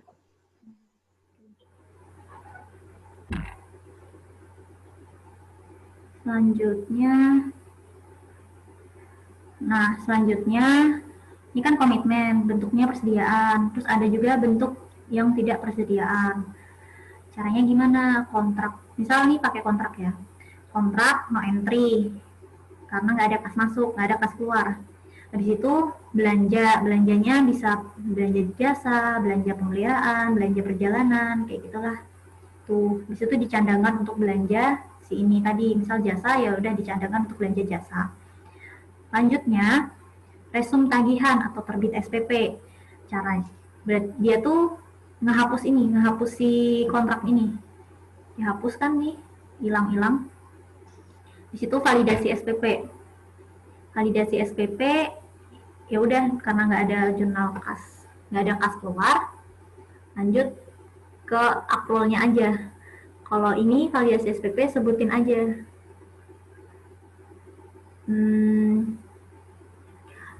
Waktu ini gimana ya bilang? Ya udah tulis beban jasa pada belanja jasa yang masih harus dibayar. Tuh. Selanjutnya, jadi ini kayak itu baru akun baru nih. Karena ini udah dihapus, ya udah ini akun baru, yaitu beban kayak jasa, beban pemeliharaan, beban perjalanan pada belanja misal jasa yang masih harus dibayar. Situ terbit SP2D. Nah, terbit SP2D ini udah dianggap ada kas keluar. Penjurnalnya ya udah belanja barang pada dekel. Ini semua tadi yang ini disebutin tadi ini dia tuh masuk belanja barang ya.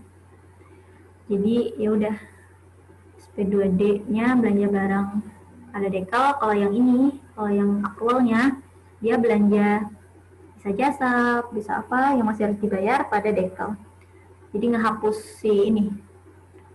si kredit yang ini dihapus, entah sisanya tinggal beban apa tadi, beban jasa, beban apa pada dekel itu sisanya. Udah, kalau yang si persediaan ini nggak ada yang harus diregister karena emang nggak ada yang harus dicatat di SIMAK BMN kan, jadi belanjanya ya itu aja biasanya. Lanjutnya aset tetap. Misal timbul kontrak nih, ada kontrak sama kontrak, berarti dia tulisannya belanja modal sama pada dicandangkan untuk belanja modal. BAST-nya gimana? BAST-nya aset tetap yang belum diregister, ada utang YDDT. Ini akun baru ya, dua-duanya akun baru, belum ada yang dicoret. Nah, ketika resum tagihan atau validasi SPP, apa yang dicoret? Kontraknya kan. Selama ini tadi resum tagihan tuh mesti mencoret kontrak. Ya udah diputar aja, dicandangkan untuk belanja modal pada belanja modal.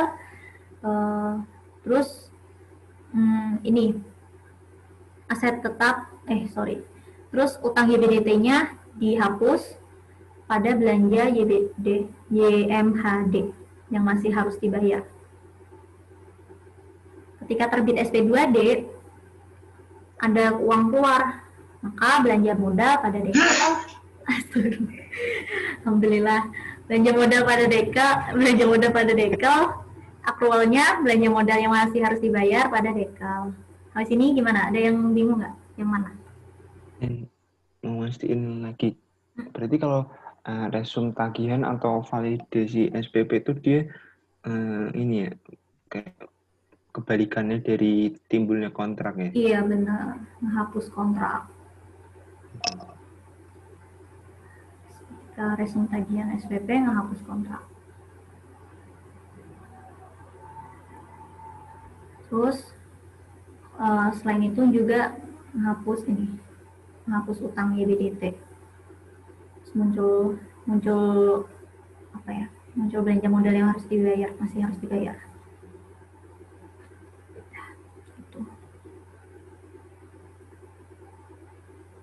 Anin, Sebenarnya gimana ya? Tadi yang belanja mana ya? Bentar.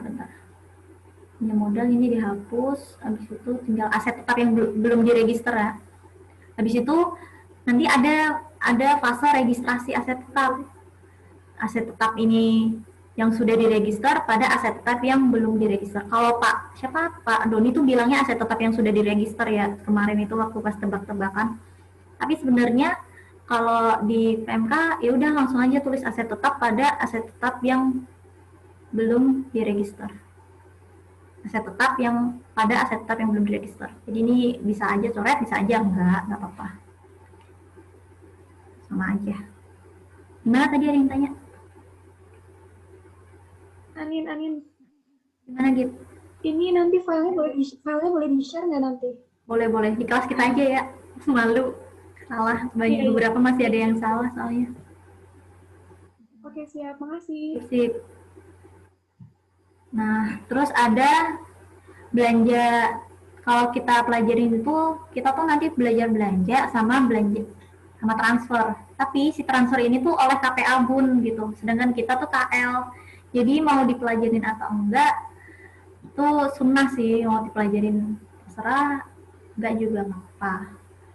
Karena ini ranahnya Bun, bukan ranahnya Satker. Tuh. Jurnalnya rada simple lah, nggak sebanyak yang kita tadi. Tuh. Yang pertama komitmen tuh ntar transfer ke daerah dan dana desa, dan dana doang sih kalau di PPT. Terus dicadangkan untuk transfer. Tadi sama, bisa disumpah tagihan, ininya dihapus, jurnal komitmennya. Habis itu validasi SPP muncul jurnal baru, beban transfer daerah dan dana pada transfer daerah dan dana YMHD yang masih harus dibayar. Terus terbit SP2D, barulah transfer yang masih harus dibayar ini dihapus. Jadi padanya dekel. Jadi tinggal beban transfer daerah dan dana pada dekel sisanya. Nah, si kasnya muncul transfer ke daerah dan dana desa pada dekel. Gitu. Ada bebannya lah pokoknya kalau di accrual tuh. Nah, sampai sini gimana? Lanjut ya? Lanjut. Oke. Selanjutnya pengembalian. Waduh, pengembalian cobalah ya bareng-bareng. Pengembalian belanja. Nah, kadang tuh kita dalam menjalankan kegiatan Satker itu ada apa ya, suatu posisi di mana belanja itu dikembaliin, maksudnya mungkin salah akun. Ada koreksi nggak sini? Oh, benar. Koreksi. Oh, beda.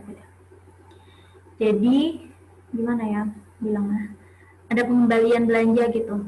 Kalau pengembaliannya belanjanya itu pada tahun anggaran berjalan, maka nanti kita ngelakuinnya yaitu sebagai pengurang belanja pada periode yang sama. Kalau ternyata belanja yang dikembalikan itu adalah belanja yang tahun lalu, maka dicatatnya di LRA di pos pendapatan lain-lain, baik itu nanti mengurangin atau buat nambah. Ya, gitu.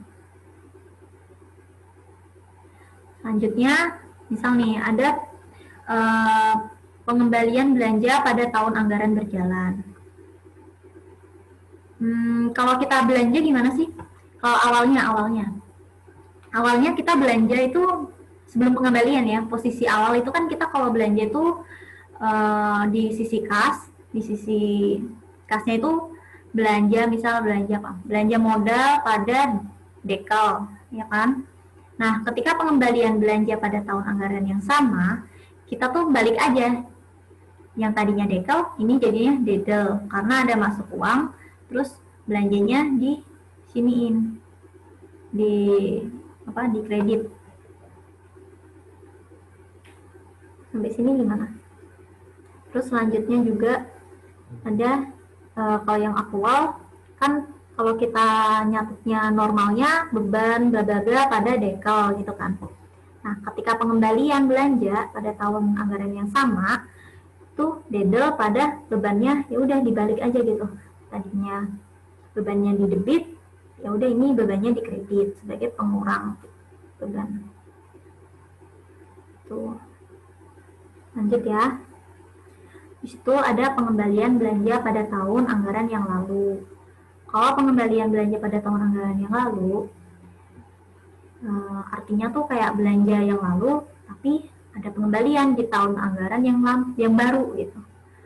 Nah, nyatetnya gimana? Nyatetnya dedel pada PNBP lainnya. Jadi kita nganggep kalau itu tuh sebagai PNBP lainnya, PNBP pendapatan lainnya lah. Di uang masuk itu dianggap sebagai penerimaan si Satker, tapi yang bagian lainnya. Si akrualnya juga sama nilainya.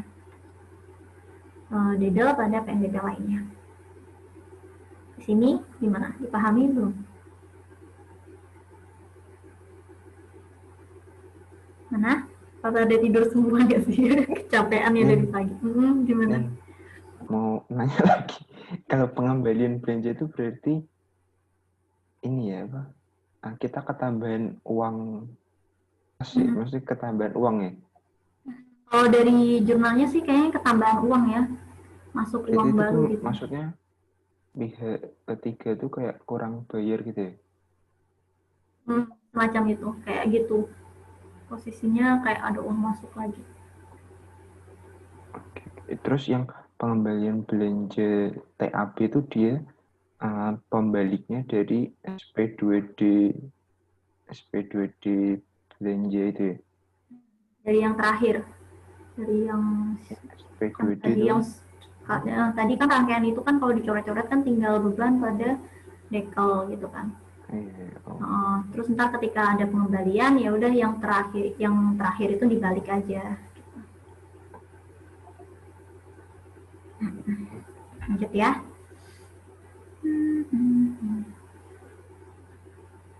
Terus ada pengembalian yang menambah aset BMN.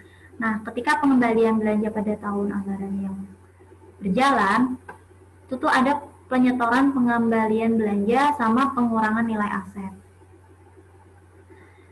Ini juga sama pada tahun anggaran yang lalu, bisa penyetoran pengembalian atau bisa juga pengurang nilai aset. Itu maksudnya gimana? Gimana ya guys? Aku belum tahu juga sih. Tolong dong bantu.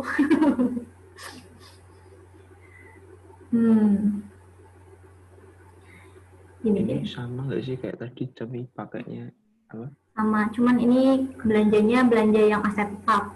Jadi kalau yang tadi mungkin non persediaan atau expendable. Kalau yang ini atas aset. tuh yang uangnya. Kalau uangnya bentuknya. Belanja yang persediaan kayak gitu. Non persediaan kayak gitu. Kalau yang ini menambah aset atau menambah aset BMN. Coba ya, kita bareng-bareng belajar. Kalau penyetoran pengembalian belanja pada tahun anggaran berjalan, itu dedel pada belanja apa gitu. Kalau yang ininya dedel pada aset yang belum diregister. Dibalik aja nggak sih kalau ini? Yang awalnya itu tadi aset yang belum diregister pada dekel, kalau sekarang dedel pada aset yang belum diregister. Ya kan? Dibalik aja nggak sih kalau ini? Berarti kalau yang aset yang sudah diregister berarti nggak bisa ya? Nah itu ya, coba ditanyain ya kayaknya.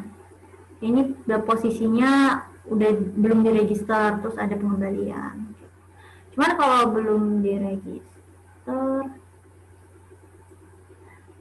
berarti ini cancel ya ceritanya ya, penyetoran pengembalian belanja, cancel belanja gitu kan ya ibaratnya ya. Kalau nggak cancel ya mengurangin belanja, kita belanjanya kelebihan, terus kita kurangin. Gitu. Pokoknya asetnya berkurang kan? Terus pengurang nilai aset pada tahun anggaran berjalan. Nah, entry yang di ininya, kalau yang di accrualnya aset yang belum diregister pada aset tetap lainnya. Ini gimana ya?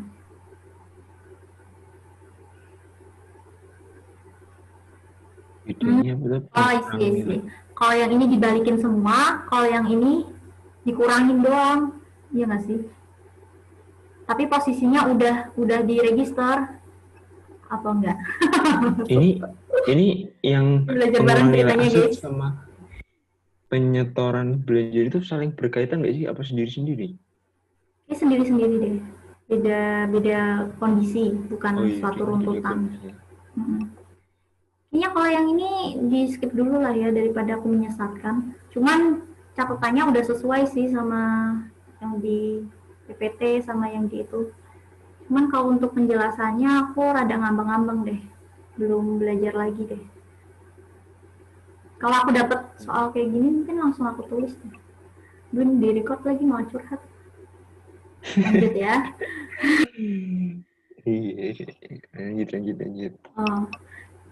Koreksi belanja. Ini ketika belanja ternyata kita salah tulis atau kita nyatetnya salah lah gitu, salah akun kayak gitu. Nah, di contoh ini tuh contoh salah akun ya. Jadi misal contoh jurnalnya di awal kita nyatetnya beban pemeliharaan pada dekel. Nah, koreksinya gimana?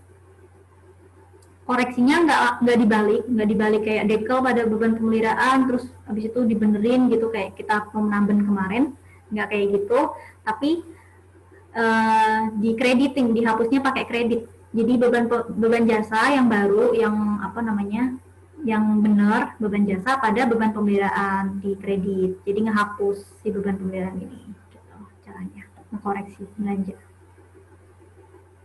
Ya, kurang dikit. Itu kalau bareng berarti beban bareng berarti. Kalau bareng, misal apa? Di awal apa? Di awal beban apa nih? Beli gedung. Ya, beban salah. Nyatet ya. Beli mobil, motor gitu. Berarti beban apa ya kalau mobil motor? Begitu deh, kayak gitu deh. Dihapus aja, di awalnya di debit, ya udah kita dikreditin, terus benerin yang pakai akun yang baru. Itu caranya. Dah, sampai sini gimana? Kalau dia kayak mobil gitu bukannya masuknya aset tetap jadinya belanja nggak sih? Iya. Kayaknya aset tetap deh, nggak usah pakai beban. Beban aset tetap nggak ada nggak sih? Kalau kita tadi Nggak ada, langsung belanja modal gitu dia. Oh, kalau belanja modal di sini dong, di apa namanya, di kas dong. Kalau yang modal gitu ya? Kalau yang modal langsung aja tulis aset tetap. Misal awalnya aset tetap pada dekel. Ternyata kita itu bukan beli aset tetap, kita belinya persediaan gitu. Berarti ya sini aset tetap di kredit, dihapus ya kan? Terus dimasukin aja yang baru, yang benernya apa tadi. Gitu. Nah, kalau koreksi kayak gitu caranya. Nah, lanjut. Ada lagi? Terus habis itu penyesuaian. Waktu penyesuaian ini ada beban dibayar di muka. Jadi ceritanya tuh udah bayar duluan tapi belum dapat hak. Mana tuh maksudnya? Udah dibayar duluan tapi belum dapat hak. Ya udah kayak tadi nggak sih? Oh, kitanya berarti ya? Bentar. Bayangin dulu. Udah bayar tapi belum dapat barangnya gitu aja. Kita yang bayar ya? Bener-bener. Yeah. Kita yang bayar ke Statker. Kalau itu. Kayak di akhir tahun nggak sih? Kayak cerita di akhir tahun kita ngasih uang muka, kita ngasih DP ke penyedia, tapi penyedianya belum ngasih barangnya ke kita. Nah, maka dari itu kita pakai yang namanya penyesuaian ketika di akhir tahun anggaran itu. Kalau pendekatan aset, artinya di awal kita jurnal itu adalah beban dibayar di muka pada beban kepada beban apa? Aset tetap gitu misal, beban persediaan misal. Nah, berarti ketika pendekatan aset kita nyatetnya beban pada beban yang dibayar, beban dibayar di muka. Benar. Kalau kita dari awal pendekatannya beban, artinya dari awal kita nyatutnya beban bla bla bla pada beban dibayar di muka. Nah, penyesuaiannya dibalik aja. Beban dibayar di muka pada beban persediaan misal. Tuh. Kalau beban pendekatan beban berarti ntar kita nyatutnya di sini tuh sisa dari beban berdasarkan sisa beban dibayar di muka. Sisa yang belum dikerjain Iya, gitu. benar. Sisa yang belum dikerjain, sisa beban dibayar di muka. Jadi misal di awal kita ngebayar pendekatan beban nih. Misal kita ngebayar sebesar 100. Jurnalnya gimana? Beban, misal beban persediaan pada beban dibayar di muka sebesar 100. Habis itu ketika penyesuaian di akhir ternyata udah dilakuin sepertiganya. Nah, ketika udah dilakuin sepertiganya, kita nyatutnya sebagai beban dibayar di muka pada beban. Berapa tuh? Misal dibayarnya, misal perempatnya udah dilakuin. 2/3-nya berarti. Ya. Apa sepertiganya yang dicatat? Sisanya berarti yang jadi berapa tadi? Sepertiga ya dikerjain ya. Berarti yang ditulis kita 2/3-nya.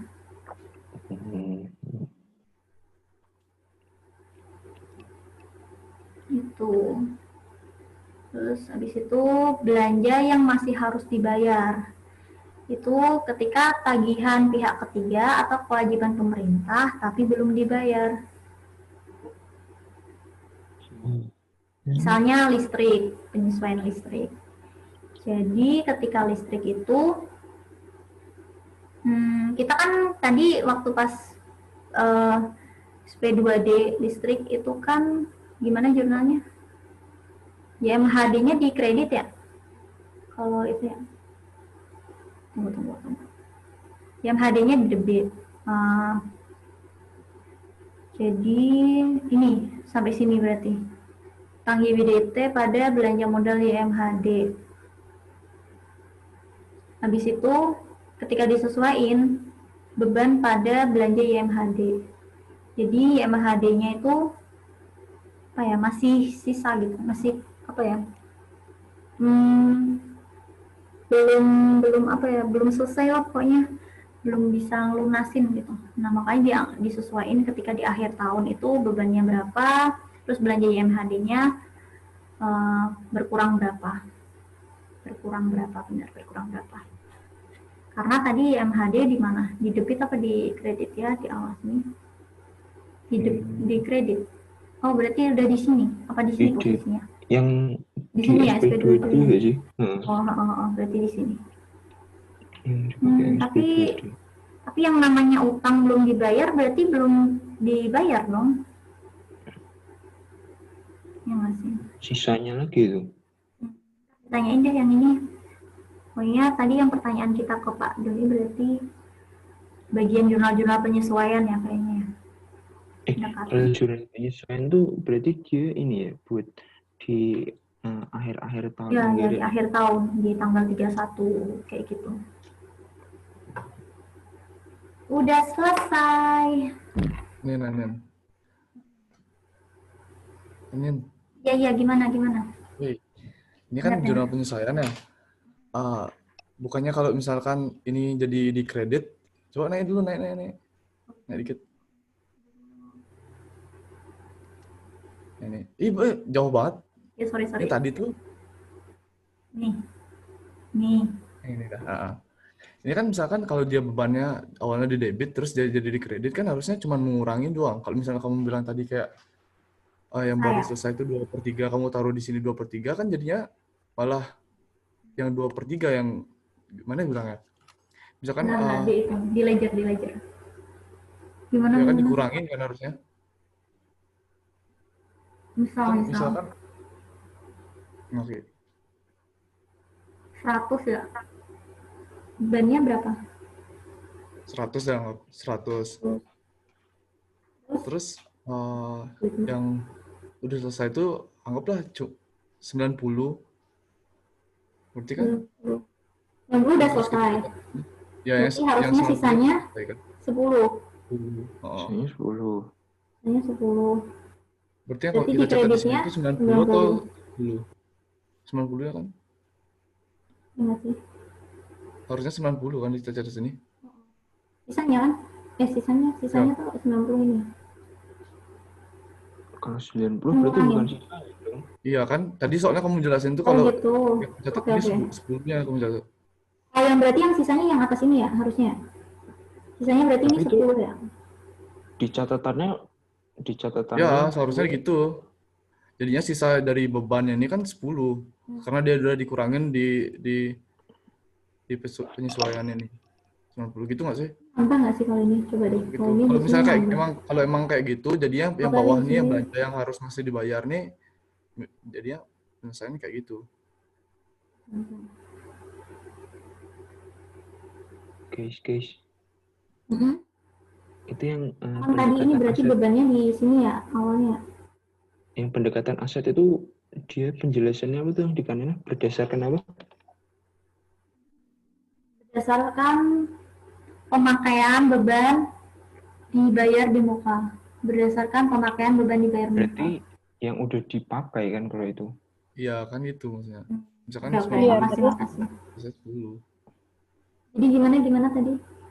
Mereka tuh beda ini loh. Kamu harus pilih salah satu loh. Ya, harus pilih Jadi salah satu. Ntar kita di awal gimana? Kalau di awalnya.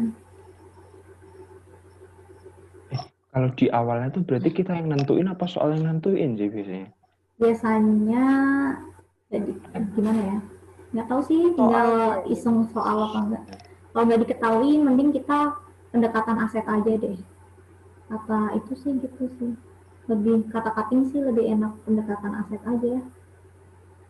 Kalau pendekatan beban, makanya ketika tadi di awal kita mengakui suatu barang, ya udah jangan takut untuk nulis kesediaan gitu pada apa itu, karena ntar waktu pas penyesuaian barulah kita munculin beban untuk untuk ngebebanin si aset tadi, bisa persediaan tadi gitu. Itu deh. Ntar kalau misalnya emang rada, tapi sejauh ini ada bayangan lah ya jadinya. Ya nanti ditanyain lagi aja. Kalau yang nggak tahu itu kurang jelas gitu ditanyain lagi aja, masih perlu konfirmasi lagi gitu. Oke. Keren banget kalian dari pagi sampai jam 11. Kalau makasih ya Nin. Ya, Makasih Nin. Modar, makasih Nin. Ya, Kalau maaf kerjain ya. bareng-bareng gini, kenapa kelasnya gampang ya? Widih, kalian abis ini ngerjain soal langsung guys. Kalau Jadi ngerjain kita sendiri punya kelasnya nggak bayangan. susah gitu. Mantap Anin. Langsung ngerjain soal gitu. Apa mau ngerjain soal? Masih kuat ya? Besok aja besok. Ya. Istirahat dulu. Gara-gara tadi ditanyain Pak Doni langsung nggak ngantuk anjir. Sekarang nggak ngantuk loh. Aduh.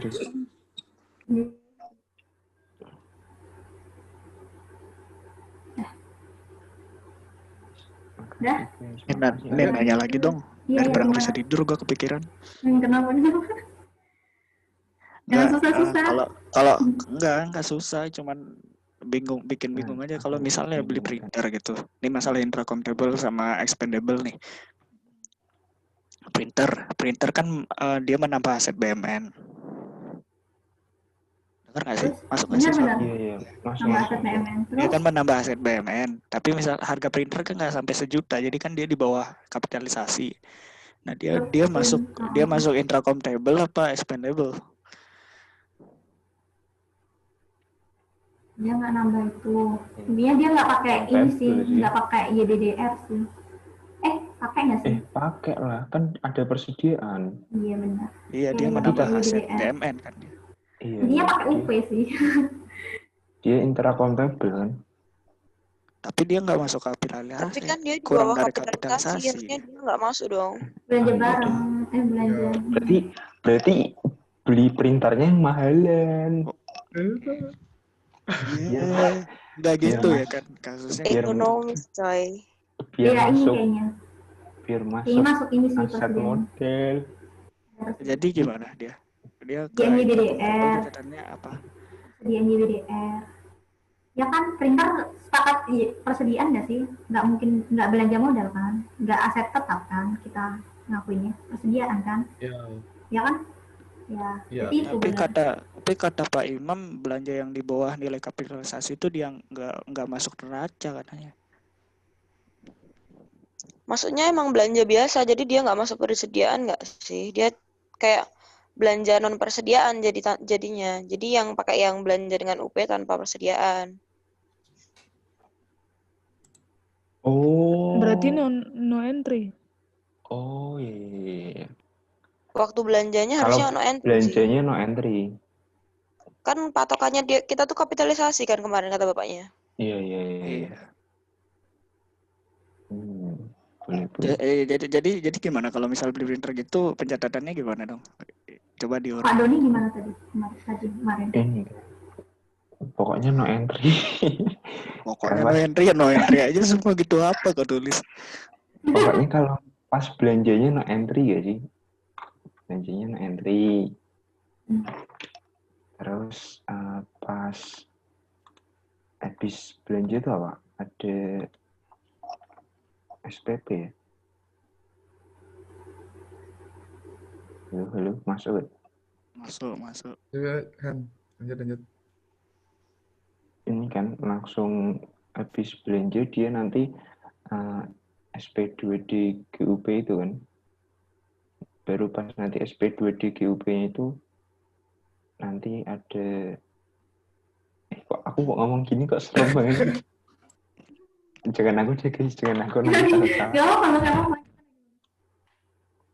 Iya sih kan kalau nanti pas kalau pas belanjanya no entry jurnal kas sama jurnal aktualnya no entry terus nanti Ya ini baru kan. dia pencatatannya pas SP P2D. Nah itu kalau itu nih kalau apa ya namanya PPT lama tuh kayak gitu. Jadi mau belanja apapun persediaan kayak apa enggak kayak itu tuh no entry kalau belanja ya. SPP pun no entry. Ntar baru muncul di SP2D. Nah tapi kalau 212 itu bukan gitu. Itu ada persediaan atau tanpa persediaan.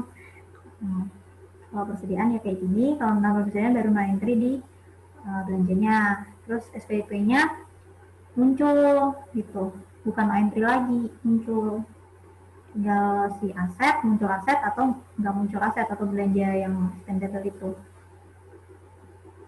Terus udah baru di MHD ini dihapus pakai decal.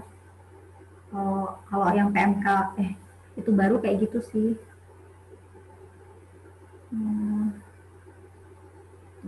Cuman kalau yang kemarin dijelasin bapaknya tuh nggak entry-in semua gitu. SPP nggak ada jurnal gitu dibilang. Cuman karena tadi Anin tanyain juga, Pak ini kita pakai mengacu ke PPT atau ke PMK. Terus bapaknya bilang PMK, ya udah berarti kita fokus ke itu aja, PMK aja. Ini suaranya kecil deh, siapa yang ngomong? Suaranya social distancing. Anda ya? Iya tadi gue. Terus tadi gue nanya yang tadi.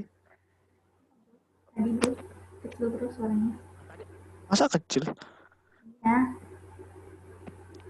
Enggak loh, yang kecil suara dia tuh ngeplay apa gitu loh. Oh. Emang ngegema ya? Iya, ngegema. Gitu deh. Itu tuh berarti kalau beli printer tuh sebenarnya emang harusnya yang sekalian yang mahal ya ini sih bakal itu sih persediaan sih. Kalau ditanyain nulisnya bakal persediaan sih printer kalau ini. Kalau di ini makanya belinya yang mahal aja. Biar kalau ditanyain kenapa kok mahal, ya nanti pas pencatatan akuntansinya gampang gitu. Hand. Aduh. Udah guys. Ada lagi guys? yang mau ditanyain? Bentar, aku punya soal, kalian ngerjain deh. Nah, ini nih. Mau. Itu Hanin, satu lagi dah. Itu yang register tuh bisa sebelum SP2D dan sesudah SP2D kan? Bisa. Register Bisa. boleh, terserah di mana. Kan ada ini kan pencatatan di SIMAK BMN itu gak sih? Thank you. Register muter-muter sih terserah di mana. Di mana ya? Kalau sebentar. Register tuh Wah, ini yang soalnya Pak Imam itu bukan sih?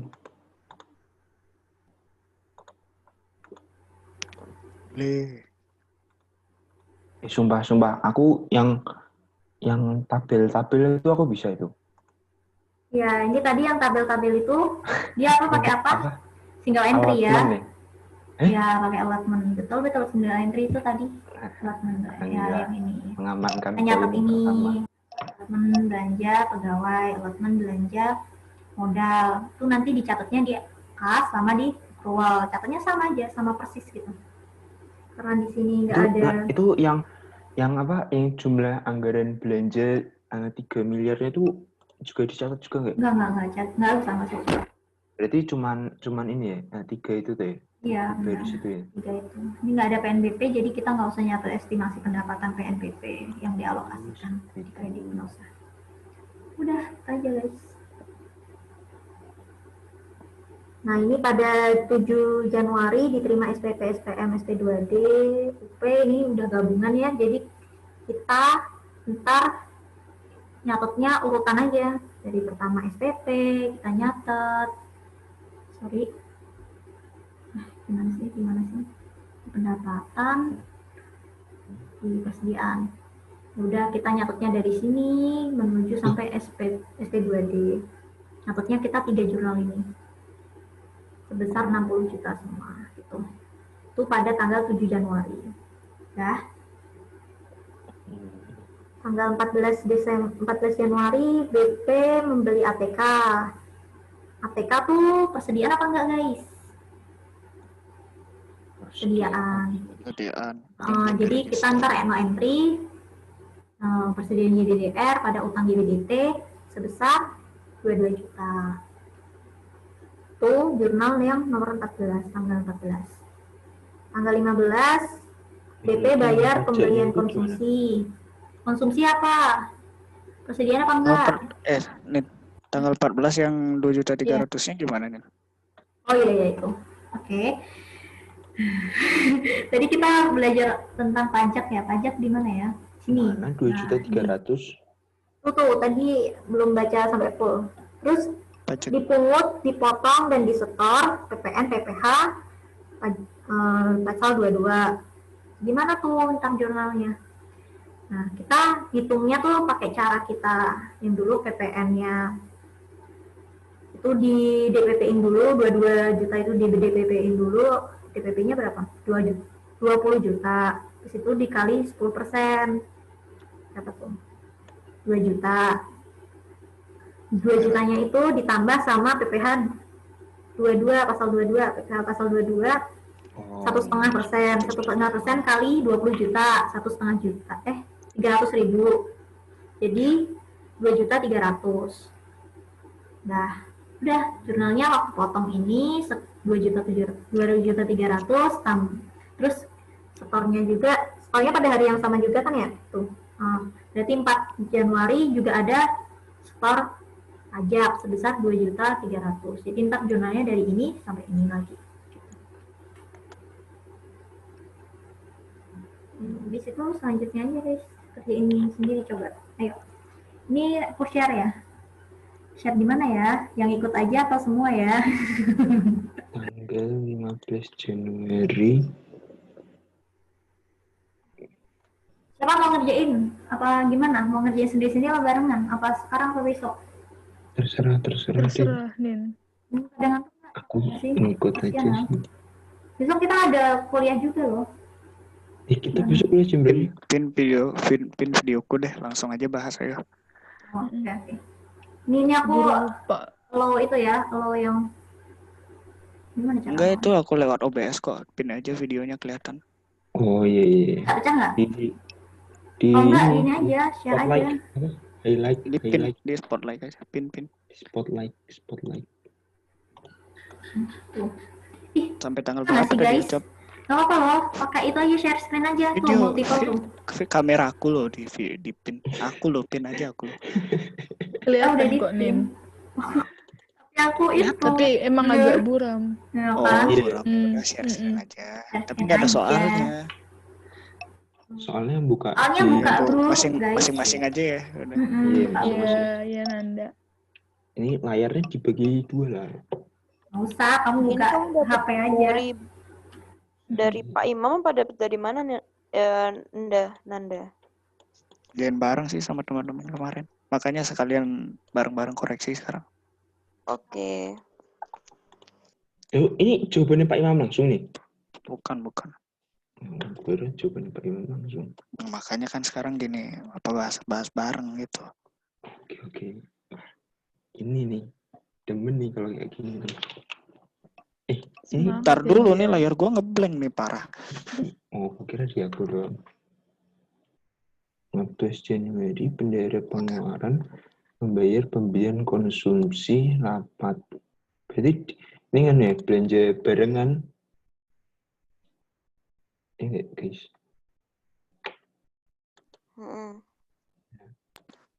Ya. Terus kalau belanja bareng berarti no entry. No entry ya. Tanggal berapa? Tanggal 15 Januari nomor 4.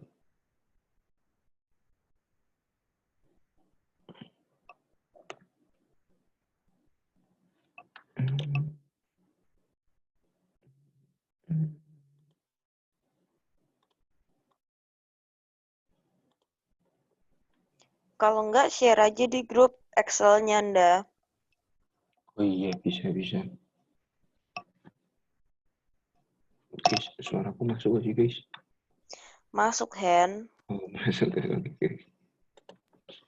Siapa ini baru keluar satu? Makin ini Nanda yang ke disconnect. Ini nomor 4 ini dia kan ini kan termasuk belanja bareng kan. Berarti no entry bukan? Iya nggak sih? Nah, tapi aku bingungnya waktu dia keluar SP2D-nya tuh dia masuknya beban apa ya? Bulan Februari kan? Ini kan SP2D itu kan terbitnya bulan Februari untuk mengganti uang bulan Januari. Iya kan? Akunnya? Aduh, suaraku. Kenapa nih? Akunnya SP2D biasa nggak sih? Nggak tahu deh. Sebentar kita buka PPT. Jurnalnya SP2D. Kasti bendera pengeluaran pada uang muka dari KPPN.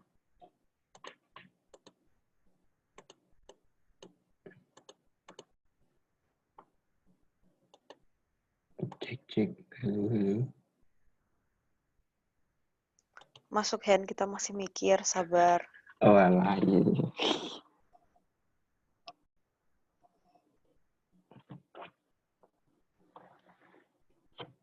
Iya, Mbak Zen. Di bendera pengeluaran pada uang muka di KPPN. Enggak loh, kalau GU tuh dia bukannya nggak ngelibatin uang di bendera pengeluaran sama di KPPN ya? Kalau GUP itu baru. Iya nggak sih? GUP sama GU kan sama aja kan? GUP nihil maksudku. Yang ngelibatin uang di KPPN sama